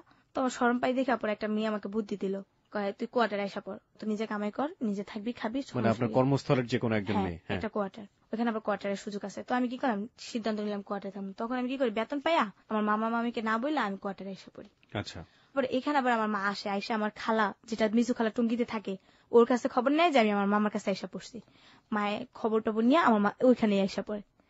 আসার পর আমি তো চাকরি বাকরি করি, ঘরে জিনিসপত্র করছি, 2700 টাকা বেতন পেয়েছি। আমার টাকা দেখে কেন, আমার একটা মানে ওয়েটে অন্যরকম, আমি চাকরি করি আর কিছু না, একটা আর তখন আমার মামা তো ফ্যাক্টরিতে আইসা বলতেছে তোমার আম্মু আসছে। আমি বিশ্বাস করি না, মনে করছি আমি তো যদি বেতন নিয়ে আইসা পড়ছি, যদি আমার বাসায় গিয়ে কিছু বলে মারধর করে, আমি বলছি আমার আম্মা আসলে আমার আম্মা নিয়ে আসতে কয়, আমি বিশ্বাস করি না আমারে। তারপর কি হলো, আম্মা আসলো গেটে, আম্মুরে দেখা তো আমার খুশি দেয় কেন, আম্মুরে জয় দেখছে, মা তোমার আর ভিক্ষা করতে হতো না, তুমি এখন থাকবা, তুমি এখন খাবা, আর কোনো কষ্ট না, মনে করো তোমার মেয়ে বড় হয়ে গেছে। এই কতদিন পরে দেখা? 2 মাস? প্রায় 3 মাস। 3 মাস, ওকে। আম্মু তো আমার জড়াই ধরে কান্নাকাটি, তুই কেন আমার সাথে গেছিস, তুই কি বড় হয়ে গেছিস, হাত পা গজা হয়ে গেছে। তো আম্মুরে নিয়ে রাখলাম, তখন আম্মুর এক চান্স আমি কাপড় কিনে দিলাম, আম্মুর যত কিছু লাগে সবকিছু কিনে দিলাম। আম্মুরে বললাম তুমি লাঠি ভর দিবা না, কারণ শরম লাগে লাঠি ভর দিলে। তারপর আম্মু লাঠি ভর দিয়ে হাঁটে, আমাকে ধরে হাঁটতো, তারপর আম্মু লাঠি ভর দেয়। তারপর এমনি কি হলো, আম্মু ওনার ছেলেটারে খুব ভালোবাসে, ছেলেকে না দেখলে পাগল হয়ে যায়। তারপর কইতেছে আয় তোর ভাইয়ের কাছে যাই আমরা, কিন্তু আম্মুর কাছে আমি বলি নাই যে আম্মু আমার কাছে এইগুলো এগুলো ঘটছে। তারপর আম্মু বলে যে চল আমি যাই, এখান থেকে আমরা চলে আসি। আসার পর আমি আর ওই জবটা করি না, আসা পড়ি টঙ্গিতে। টঙ্গিতে আসার পর এখানে আবার একটা রুম নেই, পরে এখানে থাকি থাকি। তারপর আম্মুর সাথে আমার ঝগড়ায়, যে কোনো একটা বিষয় নেই এমনিতে যখন আম্মু চলে যায়, আবার আমি আবার একা একা থাকি, আবার ওই ফ্রেন্ডদের সাথে আড্ডা মারি, ওরাও এরকম খারাপ কাজ টাজ করি। আপনিও করেন? হ্যাঁ, এর ভিতরে আবার ওই যে আমার আপুর কথা বলছি, ওই আপুর বাসায় আবার যাই, রোজার ঈদ আসা পরে প্রায় কাছাকাছি। কোন আপু এটা? জুই? জুই না, ওই যে আমার একটা ফাতেমা আপু, যেটা উনি জর্ডান থেকে আসতে, ওকে। উনি আমাকে নিয়ে যায়, ওনার বাসায় নিজের বাড়ি করছে, বর্তমানে আমার আম্মু ওইখানে আছে। তো দাঁড়ান দাঁড়ান, বুঝিনি, আপনার তো জর্ডান থেকে মামা মামি আসলো? না না, তাহলে? আমার একটা খালতো বোন আসছে আর কি, ওকে। ওখানে বিয়ে করে আসছে, ওখানে একটা মেয়ে হয়েছে, আসার পর বাংলাদেশ চলে আসছে, মেয়েকে রাখার মানুষ পায় না, এর জন্য। তাহলে আপনি কোথায় থেকে অফিস করছিলেন? মামা মামির কাছ থেকে? হ্যাঁ, ওই শ্রীপুর থেকে অফিস করছিলাম। আর এই জর্ডানের বোনের সাথে কি সম্পর্ক, খালাতো বোনের সাথে? এই টঙ্গিতে আইসা উনিও আসতে, দেখতে আসছি ওনাকে, আচ্ছা, দেখার পর হ্যাঁ। ওকে। তারপর উনি আমাকে বললো এভাবে আর কতদিন, তুমি আসো আমার সাথে। এক ধরনের বোহেমিয়ান লাইফ আমরা যেটাকে বলতে পারি, যাযাবর জীবন। কোথাও এখানে, কোথাও বস্তিতে, কোথাও মামা মামির কাছে, কোথাও সার্কাস লাইফ। মানে লাইক আপনি একটা ফুটবলকে তুলনা করতে পারেন ওর লাইফের সাথে, যে ফুটবল মারছে, যেখানে যে ফুটবল থামবে তো থামবে, কোনো ঠিক ঠিকানা নেই। দুমুঠো ভাত কিংবা একটু রাত্রেবেলা মাথা গোজার ঠাই, এটার জন্য কখনো শরীর দিয়ে দিচ্ছে, কখনো কারোর সাথে রাগারাগি করতে হচ্ছে, কখনো কারোর কাছ থেকে চুরি করতে হচ্ছে। This is call life. এবং এই জীবন কতটা নির্মম এবং নৃশংস হতে পারে সবকিছু মিলিয়ে, সেটা আজকে মনিকে দেখলেই বুঝতে পারবেন। কিন্তু অদ্ভুত ব্যাপার হলো, 17 বছরের মেয়েও, এবং ওর যে বলার স্টাইল, তার মধ্যে এক ফোঁটা ছিটে ফোঁটা, আমি বেশ কয়েকবার 2-1বার দেখেছি চোখের জলে ভিজে উঠছে, কিন্তু এক্সপ্রেশনে সেটা নেই, একেবারে হাসি মুখ করে আরামসে বলে যাচ্ছে। ও এটা কি ওর জীবন মনে করে নিয়েছে, অদ্ভুত। এবং এই জিনিসটাকে আমার খুব বেশি পরিমাণে আমি মার্ক করছি, যে ওর ফিলিংসটা আসলে কি। ওর ফিলিংসটা কোনো না কোনো ভাবে ধরতে পারছি না, যে ও যে কষ্টে আছে, ওর যে খারাপ লাগছে, আমি ঠিক জানি না। আমি শেষের জায়গাগুলোতে আসতে চাই। ওকে, হ্যাঁ, তারপর যেটা হয়, আমার খালুর কাছে যাই, আমার খালা থাকে, মেহমান আসে, 3টা রুম থাকে ওদের, একটা হাজবেন্ড ওয়াইফ থাকে, আর একটা এর ভিতরে বলি না আমার ছোট খালা, ওরাদের একটা বড় সমস্যা হয়ে যায়, ওরাদের রুম আটকে যায়, রুম ভাড়া দিতে পারে না, দেখে বের করে দেয়, ওই মিজু খালার কাছে চলে যায়, মিজু খালার বাড়ি করে, ওরা এক রুমে থাকে, খালা এক রুমে থাকে। আমার খালা আবার হুজুর নিয়ে একটা তালিম টালিম পড়ায়। আমার ফ্যামিলিটা সবাই হুজুর, খালি ডান্সার ভিতরে আমি একাই বলতে পারেন। আপনার ফ্যামিলির সবাই হুজুরনি মানে হচ্ছে করেন? সত্য নামাজ পড়ে, সবকিছুতে আল্লাহর ভক্ত ওরা। আল্লাহর ভক্ত, 5 ওয়াক্ত নামাজ পড়ে, ইসলামের সবকিছু মেনে চলছে, আর সেই বাড়ির একটা মেয়ে এরকম পথে ঘাটে ঘুরে বেড়াচ্ছে, প্রস্টিটিউশনে যাচ্ছে, কোনো কিছু না। তারপর যেটা হয় ভাইয়া, একদিনকে আমাকে খালার সাথে শুইতে দেয়, আমি খালার সাথে শুই কিনারে, রাত্রে টিভি দেখতে দেখতে প্রায় ঘুমাই যাই, খালুর নিচে ঘুমায়। তো রাত্রেবেলা আমার একটা কি, যে কেউ যে আমাকে টাচ করে, আমি গায়ে হাউস পরে পাই যে আমাকে টাচ করতেছে। হঠাৎ করে দেখি যে আমার টাচ করতেছে আমার খালু, ধরতেছে, যেমন মানে নিচে শুইছে, হাত বাড়ে আমাকে টাচ করতেছে। তখন চিন্তা করতেছি এই জায়গাও থাকবো না, চলে যাবো, রাত্রি ডিউটিশন নিয়ে নিচ্ছি। পরের দিন সকালে চলে আসি ওইখান থেকে, চলে আসার পরে আর কারো বাসায় যাবো না, একটা মনে সাহস হলো, কারো বাসায় যাবো না, একা একা রুম নিবো, একা একা থাকবো, একটা নিজের একটা ডিসিশন নিলাম, কারো বাসায় যাবো না। প্রিয় শ্রোতা, একটা মেয়ের পিতৃপরিচয় না থাকলে, একটা মেয়ের যদি কোনো ব্যাকআপ না থাকে, এমনিতেই আমরা শুনি যে এই ধরনের ফ্যামিলি ট্যাবু, যেটার পার্সেন্টেজ এত ভয়াবহ আপনি চিন্তাও করতে পারবেন না। এগুলো নিয়ে যারা কাজ করে বিভিন্ন এনজিও, সেই পরিসংখ্যানগুলো আমরা দেখেছি, যে একটা মেয়ে পারিবারিকভাবে ছোট থেকে বড় হতে গিয়ে এ ধরনের কত রকমের টর্চারের, মানসিক টর্চারের শিকার হন, বিশেষ করে ফিজিক্যালি, সে বয়স্ক হোক কিংবা অপ্রাপ্ত বয়স্ক হোক, একেবারে নিজের ব্লাড রিলেশন থেকে শুরু করে কেউই সেখানে বাদ নেই এই তালিকায়। কিন্তু যখন দেখি যে পিতৃ পরিচয় নেই এবং এই মেয়েটাকে খুব সহজেই পাওয়া যায়, এই মেয়েটা কখনো সোচ্চার ভয়েস তার মুখ থেকে বের হবে না, খুব সুউচ্চ কণ্ঠে সে প্রতিবাদ করতে পারবে না, তখন কিসের খালু, কিসের আপন ভাই, কিসের বন্ধু, যে যেভাবে পারছে সেভাবে। ওকে, তারপর আমি ওখান থেকে আসার পর ওই যে শাহিন, ওকে আমি বলি যে আমি একটা রুম নিব, আমাকে একটু হেল্প করবেন। কি হেল্প? আমার তো 1 মাস চলা লাগবো, আমার তো ওই টাকাটা নাই, আমি কি করব? আপনি আমার 1 মাস জাস্ট হেল্প করবেন, আমি চাকরি নেব, তারপর আমি আপনার টাকা দিয়ে দেবো। তো ও আমাকে বলে, তো ভাই আমি যেটা ভুল করছি, আমি জানতাম না ও কিন্তু হিন্দু। তখন ও আমাকে বলে যে আমি তো হিন্দু, তুমি আমার সাথে কি করবো? আমি একটা অফার করি যে হাজবেন্ড পরিচয় আমি আপনাকে রাখবো, আমার কিছু মাস থাকবেন, তারপর যদি কোনো সমস্যা হয় আপনি চলে যাবেন, আমি থাকতে কোনো সমস্যা করবো না আপনার, আমার জীবন যাক, কিন্তু আপনার কোনো সমস্যা হইতে দিব না আমি এভাবে বলছি। তারপর উনি আমাকে খুব বিশ্বাস করছে। তো উনি আমাকে একটা রুম নিয়ে দেয়, রুমের 1 মাস আমাকে চালায়, টাকা পয়সা যা যা বলে সব দিয়ে আমাকে হেল্প করে। আমি মাঝে মধ্যে অসুস্থ হয়ে গেলে, আমার তো আল্লাহ ছাড়া কেউ নাই ভাইয়া, একমাত্র বলতে পারেন উনি আমাকে হেল্প করে, টাকা পয়সা দেয়। তো আমি আবার কি করতাম, যে চাকরি নিয়ে ফেলছি গার্মেন্টস, তখন আমি হেল্পারি করি। মানে ভাইয়া এইসব কাজে কখন যায়? গার্মেন্টস একদিন অ্যাবসেন্ট করলে দুনিয়া গালাগালি করে, এসব কাজে যাইতে পারি না। আমি আবার অন্যটার আশায় থাকি না। আমি কি করতাম ভাইয়া, এই কথাগুলো আমি আজকে বলতেছি, যেটা ও জানে না এখনো। ও আমাকে টাকা দিত প্রতি সপ্তাহে, না 15 দিন পর পর, সপ্তাহখানিক পর পর। যখন না দিত তখন আমার না খেয়ে থাকতে হইতো। তখন আমি ওই সময়টায়, জানি না ও শুনলে আমাকে খারাপ মনে করবে, ভুল হলে আপনি আমার মাফ করে দিয়েন, ও আমাকে টাকা দেওয়া সত্ত্বেও আমি বাইরে যেতাম একমাত্র ভালো কিছু খাওয়ার লেগা, রান্না করার লেগা, কারণ ওর আমি চাইতাম, আমার খুব শরম লাগতো। আজ পর্যন্ত আমি ওর কাছে কোনো টাকা চাইনি, একমাত্র বেশি একটা সমস্যা ছাড়া। ও আমাকে হাজার টাকা দিত, কিন্তু টাকা দিত তো ওই বিনিময়ে, বাট আসতো, আয়সা রাত্রে থাকতো, সকালে ও চলে যেত, আমি সকালে অফিসে যাইতাম গোসল টোসল করে আর কি। তারপরে এই যে যেটা আমার বাসা পরিচিত ছিল, ওদের কাছে যাইতাম, যাই আমি কিছু টাকা 400-500 টাকা আনতাম, আইনা এগুলা দিয়ে আবার আমি চাল টাল কিনা ফেলতাম। ওরা সাথে থাকতে হতো না, দিলে ওই টাকাটা আমার স্ট্রং থাকতো, আবার যখন ফুরা যেত আবার কিনা ফেলতাম, এরকম করতাম। মানে এই পেটের ভাতের জন্য, হ্যাঁ বাসাটা ভাড়া দেওয়ার জন্য আপনি হ্যাঁ, মানে আমি টেনশন করতাম যেটা ভাইয়া, আমি একবেলা না খেয়ে থাকি কেউ দেখবো না, কিন্তু একটা বাসা ভাড়া না পেলে যদি আমার বের করে দেয় তখন আমি কোথায় থাকবো? এই জন্য আপনি প্রস্টিটিউশনে জড়ালেন। গার্মেন্টসও করতাম, এসব কাজও করতাম, ওর সাথেও করতাম। জি। গার্মেন্টসে কাজ করে আমি একসময় অপারেটর হয়ে যাই, তখন আমার বেতন হয়ে যায় 3500 টাকা। তখন আমি সব মিলাই 4 থেকে 5 হাজার টাকা পাই। তখন কিন্তু ওর টাকা আমার প্রয়োজন পড়ে না, তারপরও পরে, যেটা মাঝে মধ্যে ক্ষেত্রে লাগে। আপনি কি এই যে কাজগুলো করতেন, এগুলো করার জন্য কি আপনার একেবারে নির্দিষ্ট কিছু ক্লায়েন্ট ছিল, নাকি আপনি রাস্তায় দাঁড়াতেন বা? না না ভাইয়া, কখনোই না। তাহলে আমার কিছু বাসা ছিল, বাসা থেকে আমাকে ফোন করতো যে অমুক সময় তুমি আসবা, অমুকটা কয়টা কাজ করো, তুমি চলে এগুলো কি ম্যারিড পার্সন নাকি ব্যাচেলর নাকি মেসে ভাড়া থাকে? কে? এই যাদের সাথে এগুলো করতেন, মানে মেয়েরা না বেসিক্যালি আপনি তো যে প্রস্টিটিউশনের কথা বলছেন, আপনার শারীরিক যে ব্যাপারগুলো জড়িত, আপনি বিভিন্ন ক্লায়েন্টের কাছে গিয়ে আপনি এগুলো করতেন, ওদের পরিচয় জানতে চাচ্ছি, ওরা কি? ওরা এক সময় কি দেখতাম যে হাজবেন্ড জানে, হাজবেন্ডের সামনে করাইতেছে এসব। আমি ঠিক বুঝতে পারছি না, মানে হাজবেন্ড ওয়াইফ দুজনেই জানে ব্যাপারগুলো? হ্যাঁ হ্যাঁ, এগুলা দুজনে শেয়ার করে। হাজবেন্ড লোক নিয়ে আসতেছে, ওয়াইফ রিসিভ করতেছে, রিসিভ করে দেখা গেছে যে মেয়েকে ভিতরে দিতেছে, হাজবেন্ড গেটটা লাগাই দিতেছে, আর হাজবেন্ড ওয়াইফ দুজনে ঘরে বসে আছে। তারপর শেষ হওয়ার পরে দেখা গেছে লোকটা আসলো, হাজবেন্ডের কাছে টাকা দিল বা ওয়াইফের কাছে টাকা দিল, হাজবেন্ড নিচে নামাই দিয়ে আসলো। মানে কোন একটা বাসায় গিয়ে আপনাদের এই জিনিসটা করতে হতো, এবং এগুলো সবকিছু প্রিসেট করা, সাজানো থাকতো। হ্যাঁ হ্যাঁ, দেখা গেছে একটা হাজবেন্ড ওয়াইফ আর একটা বাচ্চা, তো এক বাসায় ফ্ল্যাট নিয়ে রুম ভাড়া নিল। তো ওইখানে তো সন্দেহ করার মতো কিছুই নেই, যেহেতু হাজবেন্ড ওয়াইফ বাচ্চা আছে সাথে। তো ওয়াইফে বললো যে আমার হাজবেন্ড এমন একটা জব করে, মানুষ আসবে, আমি বা খাওয়াবো লোকজন, বা দেখা গেছে রুমটা নিল নিচতলায়, যাতে লোকজন আসতে সুবিধা হয়, গেটটা খুলে রাখলো, লোকজন ফট করে ঢুকে গেল, আবার বের হয়ে গেল। তো ওরকম ভাবে আর কি হইতো ওইটা। না সেটা তো হতোই, কিন্তু কথা হচ্ছে যে আপনি কিভাবে বুঝতেন যে উনি আপনার ক্লায়েন্ট, বা আপনি ওই বাসাটাতে যাবেন, আপনাকে এগুলো কে বলে দিত? দেখা গেছে মেয়েদের দ্বারা পরিচিত হতাম। একটা মেয়ে আছে, যেমন ওকে আমাকে বললো যে আমাকে কাজ করাতে হয়। তো একটা মেয়ে তো এক জায়গায় কাজ করে না, অনেক বাসায় কাজ করে। ওর তো এক জায়গায় কাজ করলে হয় না, যে জায়গায় লোক বেশি আসে ওই জায়গায় কাজ করে।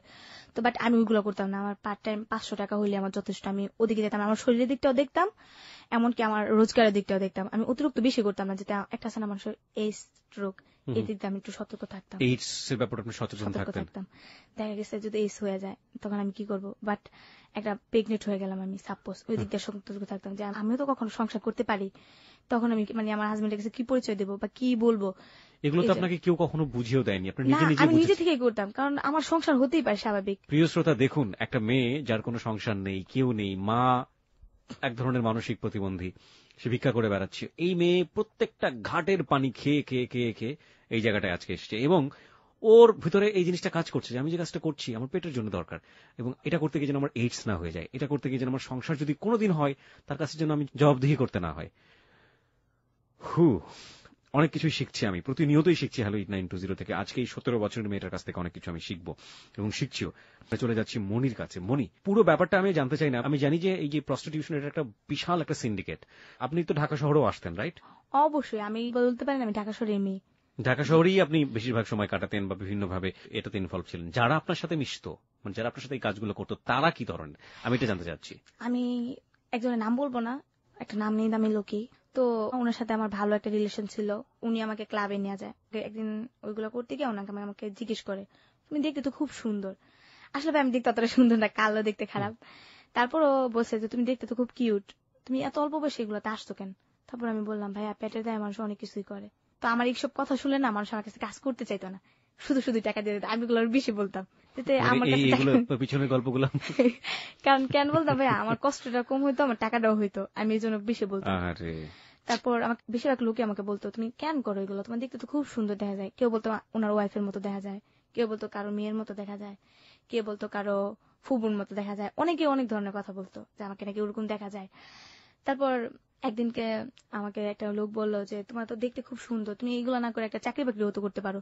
আমি বলি হ্যাঁ ভাই আমি চাকরি করি, বাট আমার তো কেউ নাই, আমার একটা মা আছে অসুস্থ, ওনাকে আমার হেল্প করতে হয়, তো আমি চাকরি করলে আমার পোষায় না। আমি এইভাবে বলছি তাহলে এগুলো করো কেন, বড় ধরনের কোনো জব করো। কে দিবে আমাকে বড় ধরনের জব? তারপর উনি বললো আচ্ছা ঠিক আছে তুমি ভালো ডিটেলস কি করো। আমি বলছি আমি ডান্স পারি, ডান্সের ক্লাবে একবার করছিলাম, এরকম বলছি। ঠিক আছে তুমি বারে ডান্স করবা? আমি হ্যাঁ করবো। যেহেতু বললো আমাকে যাক ভাইয়া আপনি যদি ডান্সটা দেন আমি এই জগৎটা ছাইড়া দেবো। তারপর উনি বললো ঠিক আছে আমার দ্বারা যদি তোমার উপকার হয় তাহলে তো ভালোই। তো উনি আমাকে প্রথমে নিয়ে যায় কিছু মেয়ের সাথে পরিচয় করা দেয়, আমার মেকআপের ডিটেলস যা যা লাগে তা করে দেয়। উনি আবার ওই যে ড্রিঙ্কস যারা দেয় না, লোকটা কি জানি আর কি, আমি সঠিক খেয়াল নেই। তো ওই লোকটা আর কি আমাকে পরে নিয়ে যায়, নিয়ে যাওয়ার পর আমাকে ড্রেস আপ করতে বলে। এই ফার্স্ট আমার সাথে নাচা বাইরে। তারপর নাচলাম, তখন বলে ড্রেস আপ খুলতে, যেটাকে বলে নেকেট পোশাক। লোকরা এখানে বিয়ার খাচ্ছে, খাওয়া দাওয়া করতেছে। ওখানে তো খুবই হাই সোসাইটির হ্যাঁ লোকজন যান। খুব হাই সোসাইটি। এখানে বলতে পারেন একবার কালো আমি, তারপর বাকি সবাই ফর্সা। সবাই ফর্সা। আর আমাকে কি করছে জানি না, আমার মেকআপের পর আমার ফেসটাই অন্যরকম দেখা যায়, সবাই বলে নাকি আমি অনেক সুন্দর দেখতে। তারপর আমাকে কি করে, যেটা পুরো শরীরে মেকআপ করতে হয় আমাকে, পুরো শরীরে মেকআপ করে পুরো দিতে। শরীরে আউট ড্রেস আপ করতে হয়। সবাই আমাকে চয়েস করে, কোনো মেয়ে কাছে আসতে পারে না, আমাকে অনেকে কাছে নেয়। তো এখানে আমি এক চান্স আমি প্রথমেই বকশিস পাই আপনার 18,000 টাকা, এই প্রথম জীবনের প্রথম। কত সালে এটা? 18,000, এই তো 2011 দিকে মনে হয়। প্রিয় শ্রোতা, 2011-র ঘটনা। যে হোটেলটির নাম এখানে ব্যবহার করা হচ্ছে ঢাকা শহরের 5 স্টার হোটেল, এবং আমরা হোটেলের নামটি এখানে মিউট করে দিয়েছি আমাদের প্রয়োজনের স্বার্থে, আমাদের অনুষ্ঠানের স্বার্থে, এথিক্সের জায়গা থেকে যায় না। আপনারা নিশ্চয়ই জানেন যে কোন ধরনের হোটেলগুলোতে ধরনের ঘটনা ঘটতে পারে। মেগা 5 স্টার হোটেল আমরা বলতে পারি। আমরা হোটেলের নামটা এখানে মিউট করে দিচ্ছি। বাট এই 2011 সাল খুব বেশি দূরে না, এবং সেখানে এই মেয়েটি গিয়েছে কোন একটা ক্লায়েন্টের প্রেক্ষাপটে, সেখানে গিয়ে সে নেকেড ডান্স করছে, এবং নেকেড ডান্স করার পরে সে জীবনে প্রথম 18,000 টাকার মুখ দেখলো। যে মেয়েটি 500 টাকার জন্য নিজের শরীরটি বিকিয়ে দিতে বাধ্য হয়। তারপর তো লোকটা আমাকে 18,000 টাকা দেয়, লোকটা আমাকে খুব লাইক করে, দেখে আমাকে খুব খাবার দাবার দিকে, কোল্ড ড্রিঙ্কস এগুলো এগুলো যেগুলো জীবনে খাইও নাই ওগুলা খাওয়াইছে প্রথম। ড্রিঙ্কস করি, যেটা সত্য কথা, আমি খাইতে চাই না, খাইতেই হবে, কারণ ডান্স করতে আসতো, কিসের জীবন কিসের কি। লোকটা ঢাকায় ভাষা কথা বলে, তুমি খাও, তুমি সমস্যা নেই, তোমার কিছু হবে না। তো আমি এতটাই খাই ফেলি, একবারে মাথা ঘুরাতে থাকে, ওইখানে ফিট হয়ে যায়। আমি আমাকে একটা রুমে নিয়ে যায়, রুমে নিয়ে আমাকে হুশ করানো হয়। সবাই বলে এগুলো খাইতে পারো না, খাও কেন? আমাকে জোর করছে, আমি খাইছি, জীবনে খাইনি, খাইছি। আমি আবার সবসময় সত্য কথা বলি। যাক ওই টাকাগুলো পাই আমার আর এইসবের দিকে মনেই নেই। আমার এখন ইচ্ছা আমি ডান্স করবো, টাকা কামাবো দুই হাতে। মানে কথা, এত টাকা যেহেতু পেয়েছি সুতরাং ডান্সই করব। হ্যাঁ আমি আর এইসবের দিকে যাবো না, শুধু শুধু কষ্ট করি, মানে মনটাই অন্যদিকে চলে গেছে। তারপর কি করলাম, এই 18,000 টাকা পেয়া প্রথম চান্স আমি ঘরে খাট কিনলাম, কিছু করে জিনিসপত্র কিনলাম, আমার আম্মুকে নিয়ে আসলাম, আম্মুর ড্রেস আপ কিনলাম, আম্মুর গেট আপটা অন্যরকম করে দিলাম আমি। আম্মুর গেটআপ অন্যরকম করলেন মানে আম্মুর কি পরে থাকতো আর আপনি কি পড়ালেন? আমার আম্মু কিন্তু আবার একটা কথা বলা হয়নি, আমার আম্মু কিন্তু হাতে সেলাই সবকিছু, মানে আমার ছেলের কামিজ কিন্তু হাতে সেলাই দিত। আচ্ছা। দেখা গেছে ওই যে দর্জি দোকানে কাপড় ইয়ে করতেন আগে, কিন্তু আমরা যখন বিক্রি করে খাইতাম তখন কিন্তু আমার আম্মু দর্জি দোকানে আপনার কাপড় টুকরা কাপড় ফালাই দিত না, এগুলা দিয়ে আমার আম্মু সিলাই সিলাই আমাকে জামা বানাই দিত, বড় বড় টুকরা কাপড় তো দিয়ে। আপনার আম্মু এগুলোই পরে থাকতো? হ্যাঁ, এগুলাই পরে থাকতো। তারপর আমি আমার আম্মুর গেটআপটা অন্যরকম করে দিলাম, আমার আম্মুকে ড্রেস আপ সবকিছু প্রায় 10,000 টাকার ভিতরে সবকিছু ম্যানেজ করলাম। তারপর এখানে আরেকটা সমস্যা হয়ে গেছে, এখানে বাড়িওয়ালাকে বলছি আমার হাজবেন্ড আছে, জি। আমার হাজবেন্ডেরও তো বলছে আমার আম্মু আছে, আর আম্মুরও তো বলে নাই যে আমার হাজবেন্ড আছে। তো এখন আমার সমস্যা, আম্মুরও তো নিয়ে আসছি, আমার হাজবেন্ড তো আসতে যাচ্ছে, কি করি? লোকটা আমাকে উপকার করছে, তো আমি লোকটাকে তো আর ওনাকে ফেলে দিতে পারি না। তারপর আমি কি করলাম, এক সময় যেটা হলো, আম্মু আমার সাথে ঝগড়া করে চলে যায়। উনি কলপারে গেলে না, ভাইটা বাড়িতে, ভাই আপনি বলেন কি সহ্য করবে? ভাইটা বাড়িতে সবার জন্য সমান, উনি কলপারে গেলে 2 ঘন্টা 3 ঘন্টার ভিতরে নিচে আসে না, তখন আপনার আম্মা? হ্যাঁ, উনি আবার একটু বড় লোকের মতো নোক টোক পরিষ্কার করে, এখনো কিন্তু ভুল ফ্লাগ করে, ভিক্ষে করছে তারপর কিন্তু ভুল ফ্লাগ করছে। মাইন্ড করতে পারে না আপনি? নো, আমি মাইন্ড করছি না, আমি আসলে ঘটনাটাকে অন্যভাবে দেখার চেষ্টা করছি। প্রত্যেকটা মানুষেরই তার ব্যক্তিগত পছন্দ আছে, একজন ভিক্ষুক কেন ভুল প্লাগ করতে পারবেন না? তিনি তার যদি সামর্থ্য থাকে তিনি করুক, কোনো সমস্যা নেই। কিন্তু ভাইয়া, কিন্তু মানে আপনি যেভাবে বলছেন এই বলাটাকে আমার অদ্ভুত লাগছে যে একজন ঔপন্যাসিকের জীবনের গল্পে যদি এরকম ভাবে তিনি লেখা শুরু করতেন, তিনি কাঁদানোর চেষ্টা করতেন মানুষকে কোনো কোনো জায়গাতে, কিন্তু যার জীবনে ঘটে সেই যে মনি কিভাবে বলছে দেখুন, হাসতে হাসতে। আমার এই জিনিসটাই হচ্ছে হ্যালো উইথ 920 তে আজকে চরম অভিজ্ঞতা। আমি অনেক মানুষকে এখানে পেয়েছি অতিথি হিসেবে, প্রত্যেককে আমি একেবারে স্যালুট করে রেসপেক্ট করে বলছি। আপনারা যখন কষ্টের কথা বলেছেন আপনারা হাউমাউ করে গেতেছেন, আপনারা যখন আনন্দের কথা বলেছেন আপনারা স্মাইলি ছিলেন, কিন্তু এই একটা মানুষকে আমি পেলাম একদম শুরু থেকে শেষ পর্যন্ত এগুলো আমার জীবনে ঘটেছে, এবং this is my story, smiley ফেসে। এবং যারা শুনছেন আমি জানি তাদের বুকটা দুমড়ে মুচড়ে যাচ্ছে। ওকে, হ্যাঁ, তারপর কি হয়, উনি তো নোক টোক পরিষ্কার করতে থাকে, ওনার নোকগুলো আবার অনেক সুন্দর ভাইয়া, যেটা বলে উনি পার্সোনালি ভাবে পরিষ্কার, অনেক এমনি তো অনেক পরিষ্কার, আবার চুলগুলা দেখলেও বলবেন। আমার আম্মু বললে বলি না, তারপরও মানে খুব সোসাইটির লোকের মতনই চলে। তারপর যেটা হলো, আমি তুমি এতক্ষণ গেলে মানুষ যাবো না, তখন তো কি করলে না, আম্মু আমার মারতো। আমার আম্মু ছোট থেকে মানে আমার গলায় অনেক দাগ আছে, আমার আম্মু গলা টিপা ধরতো, আবার এমনকি হাতেও দাগ আছে একটা, আম্মু খুব দিছিল আর কি, যেটা বলে শয়তানি করে, এটা অনেক কাহিনীটা। তো রাগ করে চলে যায়, এর ভিতর আবার ওকে আমি আনি, আম্মু রাগ করে চলে গেছে। সবাই জানে তো আমার আম্মু পাগল টাইপের, তো এগুলো বলার পরে আর কিছু বলেন, তো ওই লোকটা তো আমার কাছে আসেই, তো ও আমাকে আবার হেল্প করে অনেকটাই। তারপর আমি চিন্তা করি যে একটা হিন্দু ছেলের সাথে আমি এতটা ইউজ করব, এমনি তো আমি মুসলমান। তারপর আমি চিন্তা করলাম যেতে এটা না করে একটা কাজ করতে পারি, যেটা যে আমার তখন একটা লাইন হয়ে গেছে, আমি ওর পিসটা ছাড়া দিলেই পারি। আম্মুর পিসটা ছেড়ে দিলে পারি না, শাইনের পিসটা? এই তো শাইনের পিসটা। তারপর চিন্তা করলেন যে শাইনের পিসটা আপনি ছেড়ে দেবেন। আমি তখন ওই জগতে ঢুকে গেছি। তো এইভাবে অনেকের সাথে পরিচয় হয়ে যায়, একটা যাত্রার লোকের সাথে পরিচয় হয়ে যায় ওইখানে আমাদের টঙ্গীতে। আচ্ছা, টঙ্গীতে যাত্রার কয়েকটা দল আছে এখনো, বাট করি। তো ওই যাত্রার দলের সাথে আমার ভালো একটা রিলেশন হয়ে যায়, তো ওইখানে আমাকে প্রোগ্রামে নিয়ে যায়, একটা প্রোগ্রাম করলে 1,000 টাকা পাই, দিন থাকলে 2,000 টাকা পাই, এরকম এরকম করতে করতে আমি খুব একটা রানিং অবস্থা, আমি খুব ভালো চলতেছি।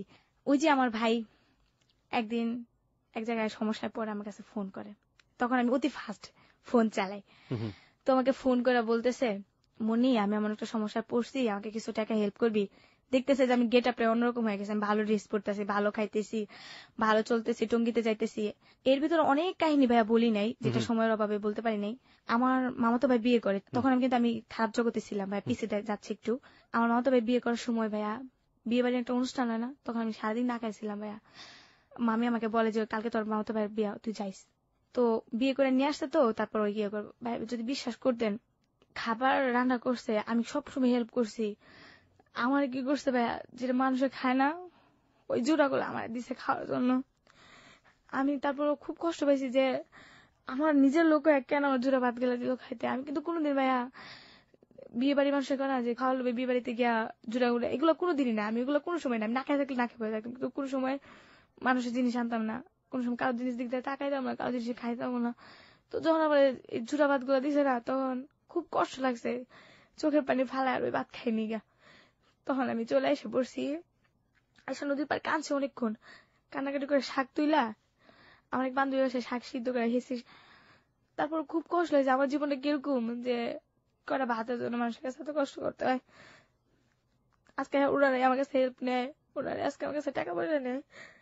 আপনার ভাই ফোন দিল? হ্যাঁ, তারপর যেটা হয়, আমার ভাই ফোন করে আমার কাছে 3,000 টাকা লাগবে, আমাকে একটু হেল্প করবে, আমি খুব সমস্যা আছি, প্লিজ আমাকে হেল্প করো। তো আমি বলছি আচ্ছা ঠিক আছে, আমি আর না করিনি। আমার ভাই চাইছে যেহেতু আমার কাছে আছে টাকা, তারপর আমি দিয়ে দিচ্ছি 3,000 টাকা। এর ভিতরে আমার মামা মারা যায়। আমার মামা তো ভাই ছোট, সুমন নাম, ও এখন একটা উত্তরাতে জব করে।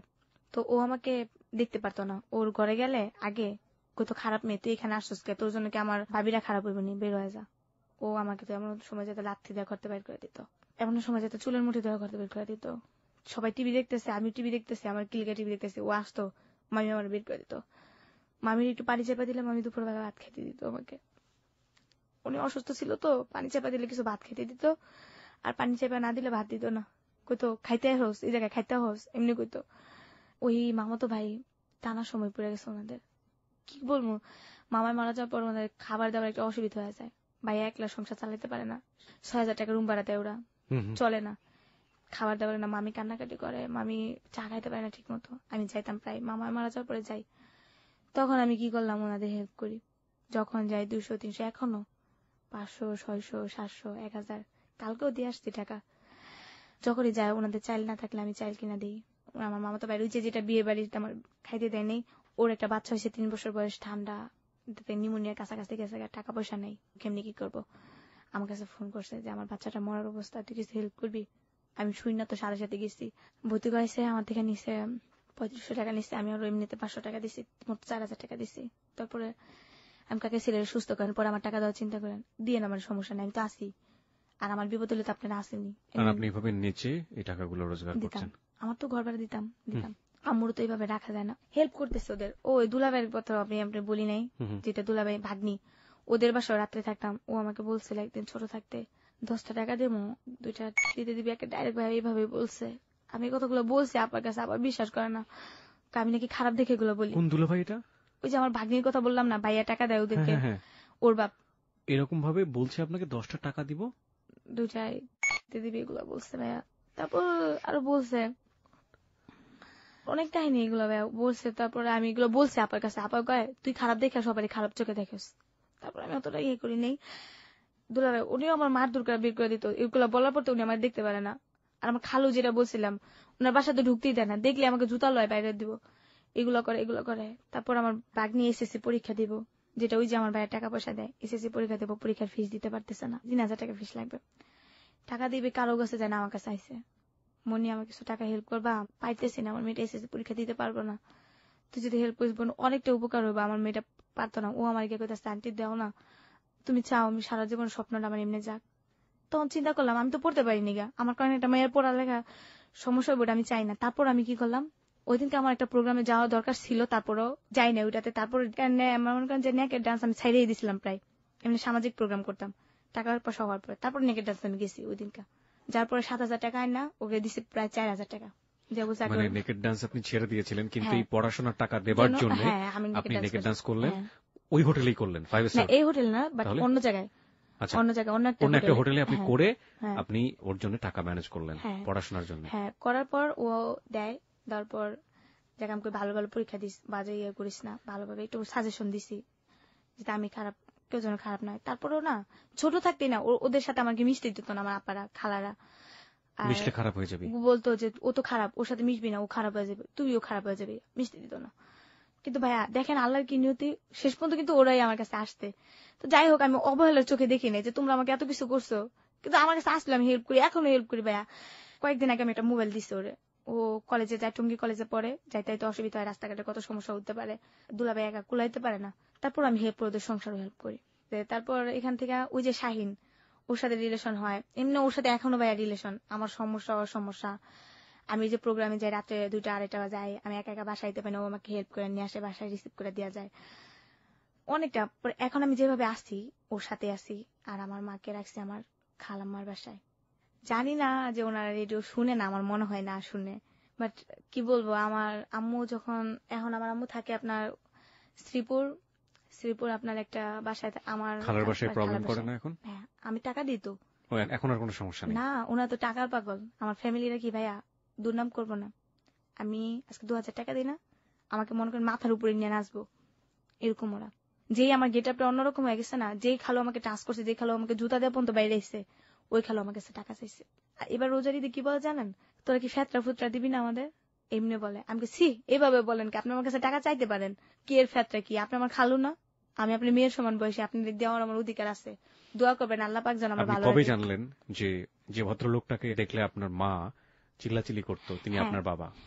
একদিনকে আমার আম্মু এক রাস্তার ভিতরে ওইখানকার একটা লোক আমার আম্মুর মারধর করে।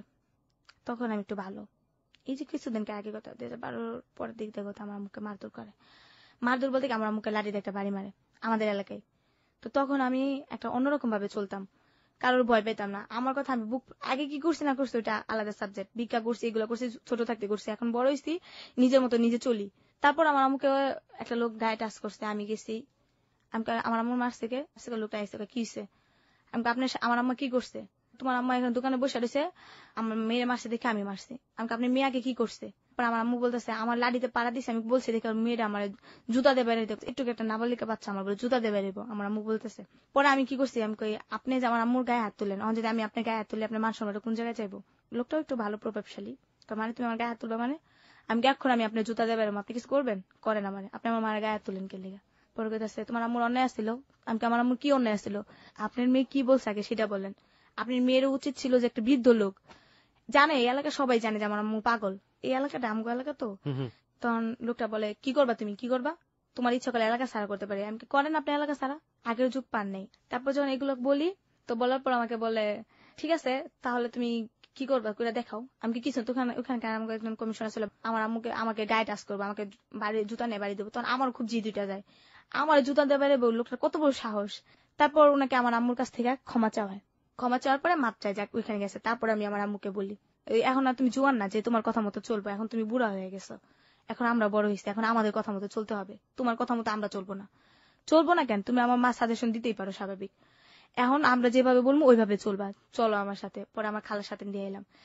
তো তখন আমার জন্ম নিবন্ধন একটা লাগবে, একটা জব পাইছি, কিন্তু এর ভিতরে আমি জানি না আমার বাপের নাম কি। তারপর আমি আমার আম্মুকে জিজ্ঞেস করলাম আম্মু আমার আব্বুকে, আম্মু আমাকে বলে না। আবার জিজ্ঞেস করি আম্মু আব্বুকে, তোমার আব্বু মারা গেছে, নাম বলো, নাম বলে না। তারপর আমার খালার কাছ থেকে শুনতে পারি আমার আব্বু এমন এমন। আমাকে যে লোকটার আম্মু এতদিন এত কিছু করছে এই লোকটাই সেই। পরে হ্যাঁ, পরে আম্মু আমাকে বলেছে এই লোকটারে দেখলে আমার সহ্য হয় না, তার জন্য আমি এরকম করে অপমান করি, অপগুস্ত করি, আমার যে এতটুকু করছে আল্লাহ। আপনার আব্বু আম্মুর এরকম কোন ছবি আছে আপনাদের কাছে, দেখেছেন কখনো? না, জন্মের পর থেকে তো আমি বাবার আদরই পাইনি, সেটা তো এখনো আমরা কথা জানি, বলতে কিন্তু পারিনি। এটা জানার পরে এই লোকটার কাছে আপনি গিয়েছিলেন? না, যাওয়ার কোনো পরিস্থিতি নেই, কিভাবে যাব? এই লোকটা যদি কখনো ফিরে এসে আপনাকে বলে যে আমি আমার জীবনে বড় ভুল করেছি, আমি তোমাকে মেয়ের মতো মেনে নিতে চাই, তখন আপনি কি করবেন? কখনই না, কারণ না আমি এতটা বছর কষ্ট করছি, আমি জন্মের পর থেকে আমার আম্মু কষ্ট করছে, তখনই যদি তুমি মাইনা নিয়েও নেগা, আর এখন যে আমি আসছি এতটুকু জায়গায় তখন কিন্তু কিছু জন্য নিবা। বাবার শব্দটা আপনার কাছে কেমন? একেবারে বিস্তে, আমি বাপ বলেন, খালু বলেন, কাকা বলেন, ভাই বলেন, এগুলো আমি শুনতে পাই না। যদি বলেন বন্ধু, মানি বন্ধু হিসাবে এটা হয়, ভাই বলেন মারপেটে ভাই, কাকা মামা, এগুলো শুনতে পাই না আমি, এগুলো একেবারে শুনতে পাই না ভাই। জানি না আপনাকে, আমি ছেলেদের ভিতরে এই কাকা মামা বাবা এগুলো আমি শুনতে পাই না, এগুলো আমার খুব কষ্ট লাগে। এগুলো শুনলেই না, কেউ যদি আমার বলে না আমার ভাই ডাকো, আমাকে মামা ডাকো, কাকা ডাকো, এগুলো আমি শুনতে পাই না। মানুষের, আমি প্রোগ্রামে গেলে অনেক সময় কাকা ডাকতে হয়, মামা ডাকতে হয়, যাতে খারাপ চোখের দিকে না তাকায়। আমি দেখছি যাদেরকে কাকা ডাকি না ওরাই না বেশি দিকে চোখ দেয়, যে কোনো লোকই আমি দেখছি। বন্ধু মনে করে, ফ্রেন্ড মনে করে অতটা চোখ দেয় না, ভাই কাকা মামা যাই বলি ওরা দেহের দিকে চোখ দেয়, যেটাকে বলে। প্রিয় শ্রোতা, আমি বলছিলাম না যে আসলে ওর বলার ভিতরে না একদম খুব সাদা মাটা, একদম হেসে হেসে জীবনের সবচেয়ে কঠিন মুহূর্তগুলো বলে গেল। কিন্তু এই যে এই পার্টটা জিজ্ঞেস করলাম না, বাবা শব্দটা আপনার কাছে কেমন, এটুকুতে আমি ওকে জাজ করেছি। ও যেভাবে ঘৃণা ভরে দাঁত কিরমির করে শব্দগুলো উচ্চারণ করছিল, এই এতটুকু হচ্ছে মনি। মনি, এখন আপনি কি করেন, কিভাবে আপনার দিন চলে? এখন দিন চলে, বাট ডান্সই করি। মানে আপনাকে মাঝে মাঝে এই ধরনের কাজে আপনাকে বাধ্য হয়ে যেতে হয়? না, এখন করি না ভাইয়া, এখন একবারে এটা শপথ নিছি যে আমি এটা করব না, মানে খারাপ কোনো কাজ আপনি করবেন যাব না? না। হ্যাঁ, শুধু ডান্স করে আপনি কত টাকা পান? হ্যাঁ পাই ভাইয়া, এটা একটা প্রোগ্রাম সিজন থাকে আপনার শীতের থেকে, আপনার দেখা গেছে এই যে কুরবানিদের থেকে শুরু হবে আপনার বৈশাখ মাস পর্যন্ত। এই ডান্সটা বিভিন্ন হোটেলে, হ্যাঁ, তারপরে হোটেল, বাইরে যাত্রাপালাতে, হ্যাঁ হ্যাঁ, তারপর বিয়ে বাড়ি অনুষ্ঠান, পূজার কন্ট্যাক্ট, সার্কাসে, কি ধরনের গানের সাথে ডান্স করেন? আমি বাট হিন্দি গানে না ডান্স করি, বিট যেগুলো। আপনাকে কেউ শিখিয়ে দিয়েছে নাকি আপনি নিজে না নিজে? ভাই, আমি যেটাকে বলেন প্রথম থেকে আমি বলছি যে আমি প্রথম শুতেই আমি ফার্স্ট ক্লাস পাইছি। তো আমাকে এই জগতে নামার পরে না কেউ কিছু শিখায় নাই। নিজে নিজে? মেকআপটা হ্যাঁ। মেকআপটা জাস্ট প্রথম যেটা আমাকে একটা মেয়ে দেখাই দিল তারপর মেয়ে বলছে তোমাকে দেখা দিতে দিতে আমার সময় চলে যায়, তুমি একা একা করো, শিখো। তারপর আপনি নিজে নিজে তারপর শিখেছেন। আমি নিজে থেকে তার মানে আপনার এই জীবনে এখন শাহিন ছেলেটা আছে, শাহিন ছেলেটাকে আপনি কি লাভ করেন না বন্ধু?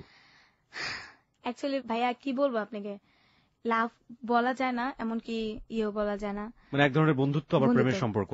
আমি আসলে কি এই লোকটার আমি অনেক বড় জায়গায় নিয়ে গেছি, যেটা ওনার জন্য আমার এত কিছু, উনি যদি আমাকে হেল্প না করতেন বাট এত কিছু করতে পারতাম না। উনি আমাকে যথেষ্ট হেল্প করছে। আমি বলবো উনি যদি আমাকে ওনার পায়ের তলে যদি আমাকে একটু ঠাই দেয় না ভাইয়া, আমি মনে করি এর চেয়ে সুখী আমি কিছু নাই। কিন্তু উনি তো আমাকে রাখতে পারবে না, যেহেতু আমাদের ধর্মের সাথে মিল হয় না। উনি যদি আমাকে ম্যারিড না, উনি আনম্যারিড। উনি এখন আনম্যারিড। ওকে। হ্যাঁ, আমি ওনাকে বলছিলাম মুসলমান হওয়ার জন্য, কিন্তু উনি বলছেন না, আমার পক্ষে সম্ভব না। আমার মা একজন স্ট্রোকের রুগী, আমার টাকাতে সংসার চলে না, বাট আমাকে সবাই লাইক করে, আমাকে সবাই ভয় পায়। তো আমি যদি এই কাজটা করে ফেলি কিভাবে হয়? ওর সাথে আমার রিলেশন প্রায় 4 বছর গড়ে গেছে। ওর যাবতীয় হেল্প আপনাকে করে যাচ্ছে। হ্যাঁ। এখন যে বাসটাতে আপনি থাকেন, আপনার মা জানে ব্যাপারটা এখন, শাহিন এবং আপনার ব্যাপারটা? না, শাহিনের ব্যাপারটা জানে এখনো জানে না। না? আম্মু জানে যে আমার বিয়ে হয়েছে। বিয়ে হয়েছে? হ্যাঁ। কার সাথে? কার সাথে হয়েছে বাট কথা বলতে চাই, আমি কথা বলাই না, বলি যে এখানে আছে ওইখানে আছে। কিন্তু আপনার কাজকর্মগুলো তো সে জানে। হ্যাঁ। কত বছর যাবত জানে সে বিয়ে হয়েছে? জানে তো 2 বছর ধরে জানে যে আমার বিয়ে হয়েছে। আমি জানাইছি কারণ আমার আম্মুকে তো না জানায় একটা একা একা থাকি একটা মানে এবং সেজন্য মা জানে যে আলটিমেটলি আপনি বিয়ে করেছেন, তার সাথে আছেন। মার সাথে পরিচয় করে দিতে চান না কেন? এখানে মাকে হাইড করেন কিভাবে? কেন করি, যেহেতু দেখা গেছে যে আমার আম্মুর সাথে যদি পরিচয় করাই দিতে চাই আমি, বাট আম্মু বলবে যে বাসায় নিয়ে আস, এই যেমন গিট না গেছে। না না, আপনি তো বিয়ে করেননি, প্রথম কথা হচ্ছে এটা। কিন্তু মাকে আপনি কিভাবে ম্যানেজ করেন? এই 2 বছর যাবত এটা তো লম্বা সময়। হ্যাঁ, আম্মু জিজ্ঞেস করে তো যে তোমার হাজবেন্ডের সাথে দাও একটু কথা বলি। আম্মু উনি না আমার ফ্যামিলির দিকটা দেখতে চায় না, কেমন জানি করে, আমি একদিনকে নিয়ে যাবো, তোমার দেখাবো। তারা আম্মুকে জানে যে আপনি ডান্স করে টাকা পয়সাগুলো রোজগার করেন? হ্যাঁ জানে, আম্মু ডান্স করি আমি। আপনার আম্মুকে জানে আপনার জীবনের পাস্ট অতীতগুলো, আপনার এই ভয়াবহ অতীতগুলো? না, কিচ্ছু জানে না। আজকেই প্রথম আপনি সবার সামনে জিনিসগুলো ওপেন করলেন। আপনার ফ্যামিলি সবাই আপনাকে ঘেন্না করতো, জানতো, কিন্তু এই প্রথম ডিটেল আজকে সবকিছু আপনি ওপেন করলেন সবার কাছে। আর শাহিনের সাথে কখনো আপনার মার কথা হয়েছে? এর ভিতরে একটা মিস্টেক করে ফেলছে, একটা কথা বলি নাই। বলেন।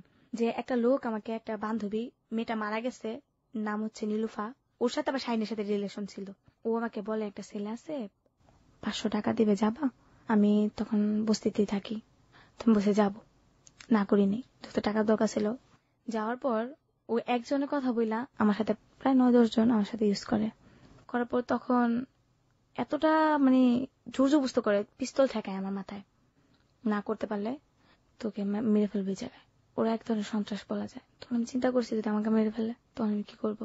আমি বলছি আচ্ছা ঠিক আছে, তো কান্নাকাটি করছিলাম আর মেয়েটাকে বকছিলাম যে তুই কি করলি আমাকে, তুই আমাকে বলতি যে আমি এগুলো করবো, তোকে তো আমি বিশ্বাস করে আসছিলাম, এমন তো না বিশ্বাস করে আসছি, তুই তো জানিস আমি এগুলো করি, কিন্তু বাট এতটা না তো। আমার উপরে ভাই আমার গাল বৈশাখী একটা ঝড় গেছে। তারপর শাইনের ব্যাপারটা জানি না, ওর কাছে আমি গোপন করছি। ওর কাছে কালার করার জন্য অনেকেই অনেক কথা বলছে ওর কাছে আমার ব্যাপারে, যে এই মেয়েটা খারাপ, এই মেয়েটা 12 জায়গায় কাজ করে, তুমি ওর সাথে রিলেশন রাখো না। এমনকি ওই মেয়েটাও বলছে নীলুফা। তারপর ও জানার পর আমাকে বলছে যে তুমি আমার কাছে এগুলো লুকাইছো কেন, আমাকে বললেই পারতা, আমি কিন্তু তোমাকে কিছু বলতাম না। আমি বলছি যে না আপনার কাছে বললেই না, এই জন্য তো যাই না ফেল স্যার, লুকায় কি লাভ। তো ও কি করছে, ও কয়েকটা বন্ধু বান্ধবের সাহায্য করছে, ভাই আমি ওরে পুলিশে ধরে তুমি, ও কিল লেগে এই মেয়েটার সাথে এরকম করলো শাহিনে। তারপর ও চেষ্টা করছিল, তারপর কি করছে, ওরা একটা মারামারি করে, ওই ছেলের হাত কাইটা দেয়, হাতে রক কাইটা দেয়। কোন ছেলে? জসিম করে একটা নাম। এই ছেলের সাথে আপনার কি সম্পর্ক? ছেলেটা ওই যে আমাকে নিয়ে গেল একসাথে 10-12 জন আমার সাথে। ওই ছেলে তার মধ্যে একজন? হ্যাঁ। এবং এই শাহিনের সাথে মারামারি হচ্ছে? শাহিন একটা ফ্রেন্ডের সাথে মারামারি হয়েছিল। আচ্ছা। তখন ওই ফ্রেন্ডে বলছে, ওই ফ্রেন্ডও আমাকে খারাপ কথা বলতো, ফ্রেন্ডরা বলতো শাহিনের কাছে যে এমন মনিকে একটু ব্যবস্থা করে দেয় না দোস্ত, তোর সাথে তো আছে। ও আবার কি করতো, ও আমার কাছে বলতো যে তুমি বলবা যে না আমি করি না, আমি যে বলছি এটা বলবা না। ওর কাছে বলতো তোর যদি ম্যানেজ করে নিতে পারিস নেই, কারণ বন্ধুর কাছে কালার হইতে পারে না। তারপর যেটা হয়, ফ্রেন্ডরা আমাকে বলে যে তোমার সাথে এটা হ্যান ত্যান বলে। তাই আমি বলতাম না ভাই এটা সম্ভব না, কারণ আমি আপনার ফ্রেন্ডের সাথে সম্পর্ক রাখছি, আমি আপনার সাথে বাট কখনই পারবো না। ও আমার বেড রেকর্ড আজ পর্যন্ত দেখে নেই, জাস্ট কানে শুনছে, কিন্তু কখন আমার কিছু দেখে নেই। আজকে তো আপনি সব স্বীকার করলেন, আজকে তো ফার্স্ট শুনলো। হ্যাঁ। শোনার পরে যদি ও পারবে আপনাকে নরমাল ভাবে নিতে? হ্যাঁ, কারণ আমি ওই বিশ্বাসটা আমার ওর উপরে আছে, কারণ ও আমাকে খুব বিশ্বাস করে, খুব। ও আমাকে বলছে তোমার ডিটেলস যা কাহিনী আছে সব বলবা, আমি সব শুনবো। So this is the first time ও আপনার গল্পটা শুনছে। হ্যাঁ। শেষমেশ আমাদেরকে বলবেন যে আপনি ভবিষ্যৎ নিয়ে কি চিন্তা করেন? ভবিষ্যৎ আর কি আছে ভাইয়া, দেখা গেছে আম্মু আছে, আমি আছি, আমার আম্মুটা একটু ভালো করবো, একটু আগের মতো সচ্ছল করবো, যেন হাঁটা চলা করতে পারে। জানেন ভাইয়া একটা সত্য কথা বলতে কি, আমার আম্মু এখনো বলে তোমার কিচ্ছু করা লাগতো না, আমার একটু সুস্থ হই, আমি আবার জব করবো আগেরটা। আমি আবার ওদের সাথে রিলেশন করবো, কালেক্ট করবো নাম্বার, এমবিবিএস ডাক্তার। তো আমি নিজে একটা ফার্মেসি দেবো, দিয়া তোমার জব করা লাগতো না, তুমি বাসায় বসে বসে খাবা। আমার এখনো বলে, আমাকে যেটা সাহস দেয়। তারপর আমি আম্মুরে বলি, মা ওইগুলো ভুইলা যাও, তুমি এখন বুড়া হয়ে গেছো, এগুলো মনে রেখে লাভ আছে। এমবিবিএস ডক্টরের মেয়ে, তার কি অবস্থা। আপনি এখন ভালো আছেন, আগের তুলনায় আপনি অনেক ভালো আছেন। এতটাই ভালো ভাইয়া, যেটা ভাষায় প্রকাশ করা যায় না। আল্লাহ পাক আমার মনে কপালটা লাকি রাখছে যে আমি সব দিক দিয়ে, এখন খাওয়া লওয়া, পোশাক টোশাক, সব দিক দিয়ে আমার মান সম্মান বলেন, হেল্প বলেন। আগে তো একজনের ঘরে গেলে বের করে দিছে, একজনে খাইতে দিছে না, একটা ইয়ে করতে দিছে না। এখন আমার থেকে মানুষে চলে, বাট বলতে পারেন আমার ফ্যামিলিটা আমি চালাই, আমার পুরো ফ্যামিলিটা। যাই হোক, এটা ডান্সের টাকা দিয়ে, ডান্সের টাকা দিয়ে। আপনি সবশেষে বলবেন যে হ্যালো 8920 তে আপনি কেন আসলেন? এটা আমি প্রথম থেকে যখন শুনি, বাইরে যাওয়ার পর একদিন শুনি, একেবারে অতি প্রথম এরিনার কাহিনী যেটা হয়, ওইখান থেকে শুরু করে প্রত্যেকটা গল্প আমি মিস করি না। শুনি, তারপর আমার মনে একটা আগ্রহ জাগে যে আমি এটা বলবো। আমার জীবনে তো কত ঘটনা ঘটছে। যখন আপনি বলতেন যে এখানে সব ধরনের গল্প বলা যায়, হতে পারে সেটা যে কোনো ধরনের, ভালোবাসা, লাভ স্টোরি, দুঃখের সবকিছু, তো আমি ভাবতাম তাহলে আমার গল্পটা ওনারা নিবে। কিন্তু আমি নাম্বারটা কখনই বুঝতাম না, আপনার ফোন নাম্বারটা কখনই বুঝতাম না। স্পিডে বলি কখনো নাম্বারটা এতটাই স্পিডে বলতেন আমি বুঝতাম না। তারপর যেটা হয়, আমি টাচ মোবাইল নিই, টাচ মোবাইল নেওয়ার পর এটা অনলাইন থেকে নামাই, ওই শাহিনের সাহায্যে নামাই। ওর থেকে ধীরে ধীরে ধীরে ধীরে আপনার নাম্বারটা শুনি, শোনার পর ফোন করি, বাট ফোন ঢুকে না। কতদিন আগে আপনি আমাদের এখানে ফোন করেছিলেন? প্রায় আপনার শিমুলাপার কাহিনী হলো না, মানে আপনি মাস বলতে পারেন, কয় মাস আগে? 6-7 মাস আগে হবে। 6-7 মাস আগে আপনি ফোন করেছিলেন, অর্থাৎ আপনি 6-7 মাস পরে গিয়ে আপনি হ্যালো 8920 তে আসলেন। প্রিয় শ্রোতা, দেখুন, this is the real thing. আপনারা হতাশ হবেন না দয়া করে। যদি জীবনে একবার ফোন করে থাকেন এবং যদি আমাদের গল্পটা আমাদের পার্সপেক্টিভ থেকে পছন্দ হয়, আমরা অবশ্যই আপনাদেরকে নিয়ে আসবো, এবং এই জন্যই বলি বারবার চেষ্টা করতে থাকুন। আপনি একটু সংক্ষিপ্ত করে বলুন যে আপনি কেন আসলেন। কেন আসা, যে আমার মতো এরকম কেউ যেন না হয়, কারো ফ্যামিলি দিক দেয়। আপনার মতো তো আপনি তো ইচ্ছে করে হননি, এখানে আসলে আপনাকে সমাজ বানিয়েছে, আপনাকে আপনার ফ্যামিলি বানিয়েছে। এই জায়গাটা থেকে, এত জঘন্য জায়গা থেকেও যে আপনি নিজেকে বাঁচিয়ে নিয়ে এমন একটা জায়গায় নিয়ে আসছেন যখন আপনি ভবিষ্যতের কথা চিন্তা করতে পারছেন, একটা সুন্দর সময়ের কথা চিন্তা করতে পারছেন, এটা তো আপনার নিজের জায়গাটা থেকে। কিন্তু আপনার সমাজকে কি বলার আছে, পরিবারকে কি বলার আছে? পরিবারকে বলার একটাই কথা যে মানুষের এমন অবহেলা করতে নাই। একটা মানুষ তো অনেক কিছুই করতে পারে, একটা মেয়ে তো অনেক কিছুই করতে পারে, হোক সে পাগলের মেয়ে, হোক সে ভিক্ষুকের মেয়ে। তার যদি একটু সহযোগিতা করে, 2টা ডাল ভাত খাওয়া, একটু সহযোগিতা করে, তাহলে কিন্তু মেয়েটা অনেক কিছু করতে পারে। আমাদের এখানে হ্যালো 8920 তে এরকম গল্প প্রচার হওয়ার পরে শত শত লোক সে মেয়েটাকে বিয়ে করতে চান, এরকম অনেক রেকর্ড আছে। আপনাকে যদি কেউ এরকম চায়, সে বিয়ে করে তার ঘরে ঘরণী করবে, আপনাকে সুন্দর একটা জীবন দিবে, আপনি করবেন? কি বলবো ভাইয়া, যেহেতু বিশ্বাস করতে পারেন এরকম অজানা একজন মানুষ? আমি বিশ্বাস করতে পারি না, কারণ যে জানে একটা মেয়ে অন্য ধরনের কাছে রিলেশন করছে, বাট সবকিছুই হয়েছে, মেয়েটা সবকিছুই বিলাই দিছে, আমার কাছে কিছুই নাই যে আমি আমার হাজবেন্ডকে দিব। কি বলবেন, কিছুই নেই আমার কাছে যে আমাকে একজন কি বিয়ে করে, বরঞ্চ অসুখী হবে, সুখী হবে না। আপনি বিশ্বাস করতে পারেন না তাকে, তাই তো? এই জন্যই বলি প্রিয় শ্রোতা, আপনারা অনেকেই আপনাদের অন্তর থেকে ভালোবেসে এরকম অনেক গল্প এসছে, মনীষার জন্য এসছেন, বর্ষার জন্য এসছেন। আজকের গল্পটা প্রচার হওয়ার পরে হয়তো আমার এই মনির জন্যও অনেকে আসবেন। কিন্তু দেখুন, মনির জায়গাটা হচ্ছে এরকম। প্লিজ রেসপেক্ট দোজ পিপল যারা আপনার সারাউন্ডিং আছে। এরকম মনি অসংখ্য আছে বাংলাদেশে, যারা ডাস্টবিন থেকে খাবার কুড়িয়ে খায়। The real fact is that আপনি গল্পটা শোনার সময় উহু আহা অন্তর কাঁদছে, একেবারে কেঁদে কেটে বালিশ ভিজিয়ে ফেলেছেন, কিন্তু কালকে সকালবেলা ঠিক যখন কর্মস্থলে যাবেন, যাওয়ার পথে দেখবেন এরকম একটা মনি রাস্তার পাশে বসে আছে। যাওয়ার পথে দেখবেন যে ডাস্টবিনে কোন একটা লোক, ডাস্টবিনের ময়লা এবং তার শরীরের মধ্যে কোনো পার্থক্য করা যায় না। এবং এই সিনারিগুলো আপনার মনে এক বিন্দু দাগ কাটবে না, আমি আরজি কিবরিয়া চ্যালেঞ্জ দিয়ে আপনাকে বলতে পারি। কারণ প্রতিদিনের জীবনে এরা আমাদেরকে আসলে মনে দাগ কাটায় না, আমরা দেখতে দেখতে অভ্যস্ত হয়ে গেছি। কিন্তু কথা হচ্ছে, সমাজ বদলাতে হলে এই মানুষদেরকে নিয়েই বদলাতে হবে। আমাদেরকে যদি সত্যি সত্যি বদলাতে হয়, তাহলে এই মনিদেরকে নিয়েই বদলাতে হবে। এবং এই মনিদের মধ্যে প্রচুর সম্ভাবনা লুকিয়ে আছে। এদেরকে পেছনে ফেলে, এদেরকে হেট করে, এদেরকে দূর দূর করে তাড়িয়ে দিয়ে আমরা কোনোভাবেই সামনের দিকে এগোতে পারবো না। মনি, আপনাকে অনেক ধন্যবাদ। আপনি 17 বছর বয়সে এই জায়গাটায় এসেছেন। এত ছোট বয়সে আমরা কখনোই কাউকে নিয়ে জায়গাটায়, কিন্তু আপনার জীবনের গল্প থেকে অনেক কিছু শেখার ছিল, যে কারণে আমরা আজকে নিয়ে এসেছি। যে ভদ্রলোকটির কারণে আজকে আপনার এই অবস্থা, আপনার যে ভাইটির কারণে আজকে এই অবস্থা, এবং যে ফ্যামিলির কারণে আপনার আজকে এই অবস্থা, সেই ফ্যামিলিকে আমাদের ধিক্কার জানানো ছাড়া কিছুই করবার নেই। আমরা শুধু বলতে চাই, এরকম মনির শৈশব কিংবা এরকম মনির যে জঘন্য জীবন বা অবস্থা, সেটা যেন কোনো ফ্যামিলির কারণে না হয়, সেটা যেন কোনো ভাইয়ের কারণে না হয়, সেটা যেন কোনো বাবার কারণে না হয়। এটি হচ্ছে আমাদের হ্যালো 8920 থেকে আজকে সবার জন্য বলা। আমরা আপনাদেরকে রিকোয়েস্ট করতে চাই, অনুরোধ করতে চাই, আমরা জানি এরকম মনির সাথে আপনারা অনেক শারীরিক সম্পর্ক করেন, অনেকেই যারা আজকে হ্যালো 8920 শুনছেন। এরকম মনির সাথে আপনারা অনেকেই তাদেরকে আশ্বাস দেন, কথাবার্তা বলেন, অনেক সুন্দর সুন্দর স্বপ্ন দেখান। তাদের প্রতি আমরা রেসপেক্ট রেখে বলতে চাই, প্লিজ তাদেরকে মানুষ হিসেবে নেন, মানুষ হিসেবে তাকান। এদেরকে আপনারাই পারেন সুন্দর একটা সমাজ দেখাতে, এদেরকে এখান থেকে বের করে নিয়ে আসতে। প্রিয় শ্রোতা, আমরা হ্যালো 8920 এই পর্বটি শেষ করছি।